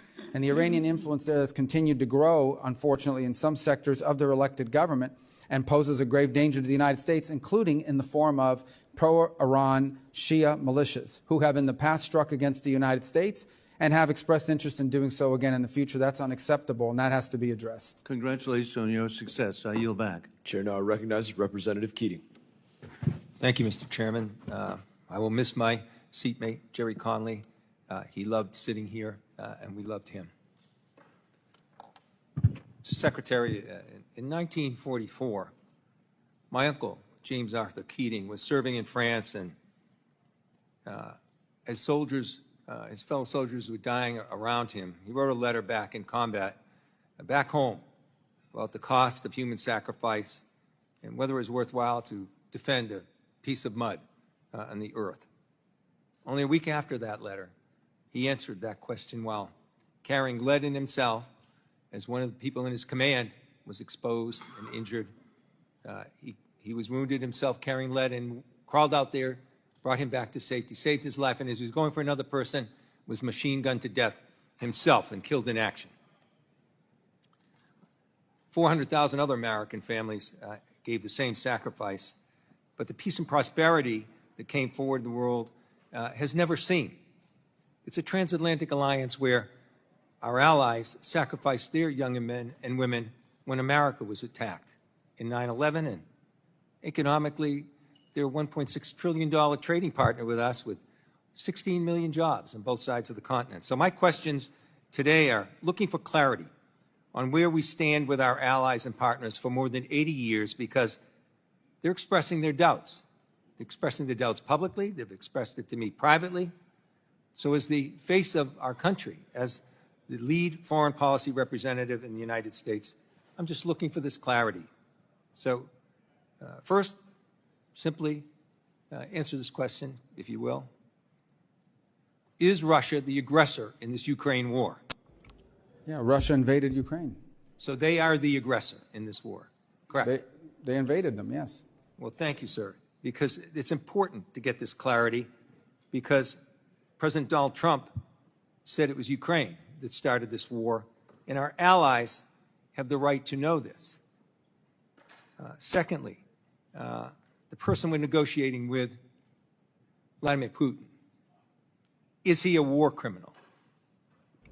Well, I think you can look at instances that have happened there and certainly characterize them as war crimes, but our intent is to end the war. Is he a war criminal? We can't end the war without talking to Mr. Putin. That's pretty simple. Is he a war criminal? Well, that's this man we're negotiating with, Vladimir Putin. Is he a war criminal? That's not tough. But what? I'm trying to answer your question by telling you that we're trying to end the war here. Go ahead. No, it's not a simple answer. You are equivocating, sir. Just answer the question. I'm answering your question, and the answer is that war crimes have been committed, no doubt. And who's responsible for that? There will be time and place for that accountability. But right now, the job is to end the war. So you won't answer the question. If we don't end the war, people are going to get reclaiming killed. my time, sir. Let me go on. Because I don't understand this. Because you're sitting in front of us now as Secretary of State. It wasn't long ago that you were sitting as a senator with Secretary of State nominee Rex Tillerson at the time, in the exact same circumstances, only reversed. And you questioned him about Putin directing attacks against schools, markets, hospitals, playgrounds. And on top of this, in this instance, he's abducted 20,000 children, a clear war crime. So you were very clear then Vladimir Putin was a war criminal. Now you're unmaking him a war criminal, and you won't answer the question about the exact same circumstances. You're putting words in my mouth. I'm reclaiming my time, sir. You're putting words in my mouth. And you know what you said to Secretary Tillerson at the end of his answer when he equivocated just as you are right now? I've not equivocated. You said, you just don't let me sure answer. Sounds like it to me. Then I'll give you a second chance. Is Vladimir Putin a war criminal? I already told you war crimes have been committed. No, you didn't tell me if Well, he's a that can't war even- criminal. Mr. Chairman, am I allowed to answer questions? I'm or just reclaiming be my hectored? time, sir. And listen, Well, I'm if he using keeps your own reclaiming words so you don't have to answer. Did you know what you said to then nominee Secretary of State Tillerson? You said you were very discouraged in his inability to accept that Putin was indeed a war criminal. Your words, we don't need any more. You're inconsistent. The third question I have, sir, is this. I answered your question. You just don't let You me answer. did not answer the question about Putin's Well, you war keep criminal reclaiming your conduct time. in Ukraine. You ask me a question, then you reclaim your time. So how can I answer You the answered question? it. Listen, let me go forward with this. 3 questions. Or are you going to reclaim time on those two? I'm giving you a chance to answer. Give me a chance to ask the question. Here it is. So there's a concern among these allies that we've had, our closest allies, about the one-sidedness of the negotiations with Russia and Ukraine. Gentlemen's Regular time has order. expired. Secretary Rubio, if you'd like to respond, by all means. Can I reclaim my time for a few seconds? Thank you. Number one, crimes have been committed in the war on Ukraine, and there will be accountability for that. But our goal right now is to end that war, because let me tell you, every single day that that war goes on, more people are killed, more people are maimed, and frankly, more war crimes are being committed every day that the war lasts. Number one. Number two, I don't know how European allies could say that. I talk to European allies literally every single day. I see or talk to the foreign minister of the UK and France and Germany more than I see or talk to my own kids in some days. Chairman, So these are all I'm falsehoods reclaiming and my it's time important. now. You have no time. Because You're not you've given him recognized, Mr. time, Keating. and I ask unanimous Not consent. recognized, Mr. Mr. Keating. Chairman, You're not recognized. I'm asking for unanimous consent to Mr. put in Keating, the record. you're not recognized. The I Secretary am is speaking. asking unanimous consent to put in the record Mr. Keating, you're not the recognized. op-ed. Oh, so you're not going to recognize, Mr. Chairman? Not Point of order. recognized in this Anyone moment. that asks unanimous consent to put in for the record a document, Keating, you're not allowing you that? are not recognized right now. Your time expired. You might have a minute and a few. Mr. Secretary, please continue. The last point is our goal is to end this war. We have to be able to talk to both Point of sides order, in order Mr. to do it. Chairman. In order to be, we have to end this My conflict. time is answered. His time answering my question ended too. It's the next person's time. That's the rules in this committee. When you Secretary, won't even please let a continue. person enter into the record something from our ambassador till recently from Ukraine, Ambassador Brink, Mr. who Keating resigned should- because of the conduct Keating, of you this should keep a administration better eye of the clock after right in front 30 of you. years of service, sir. You should keep a better eye of the clock in front of you. Your time expired. Continue. Our goal is to end this war so more people don't die. And by the way, we want all those kids returned back to their homes that were kidnapped from their parents. We just want people to stop dying. Every day this war goes on, people die, things are destroyed, and lives are ruined. And we want it to stop. Thank you, Secretary. Did you have something you want to submit for unanimous consent? Thank you, Mr. Chairman. Now would be your opportunity. Thank you, sir. I want to submit for the record an op-ed by Ambassador Brink from Ukraine, the regional ambassador that was close until recently, 30 years of service of Democrat presidents and So Republican ordered. ones. It's an op-ed that says So ordered. Trump's Ukraine Representative policy Weiss is left me no recognized. choice, and she details how So peace ordered. at any cost is Take yes appeasement, for an not answer. peace. So Thank ordered. you, sir. Representative Weiss is recognized. Mr. Chairman, I'd like to ask unanimous consent that the accomplishments of the Secretary of State in the first 100 days be placed in the record. So ordered. Thank you. Mr. Secretary, good to see you again. We're holding up just some of those. You probably recognize what you've done for 100 days. It is absolutely amazing that you've done all of that. And as you said in your opening statement, it's our job in reauthorization to make many of them permanent. I share with you the fact that for decades, the division of USAID, sometimes in the embassy, sometimes out, coordinating sometimes, often not, populated by people who left state to go to aid, but then weren't treated the same. All of that had to end, and I really appreciate your doing it, and I look forward to making that permanent. I want to just ask you a few questions, and some of them go to the previous questioner. Is Vladimir Putin the undeniable head of a country that has as many, basically, ability to bomb us into oblivion with nukes as any other country on Earth? They have the largest, I believe, the largest strategic weapon stockpile in the world and one of the largest tactical nuclear weapons stockpiles. And he's the undeniable leader. Correct. Is one of the things that every Secretary of State keeps in their mind that peace is never made with your friends, but rather with your enemies? Well, it's one of the reasons why, irrespective of Ukraine, there has to be some level of communication between the United States and Moscow. It's frankly irresponsible to not have the two biggest nuclear powers on the planet communicating, which was the case for 3 years. That doesn't mean we're going to be allies or friendly unless conditions change, but we have to at least be able to communicate with them to prevent miscalculation and war. And wasn't it true during the entire Cold War, president after president of both parties and secretary after secretary had to and did retain relations with the Soviet Union up to and including President. Now, on that list behind me, there's a lot of taking and combining and so on. But I have two things I want to ask you about. One is, do you have a vision for OBO that would cause it to catch up and to reach a point where our embassies, consulates, and other facilities would never again lead to something like we've had at Benghazi and other occurrences where substandard facilities led to the loss of life? Well, absolutely, it's our priority. In fact, every single day, we have a team that watches our mission posture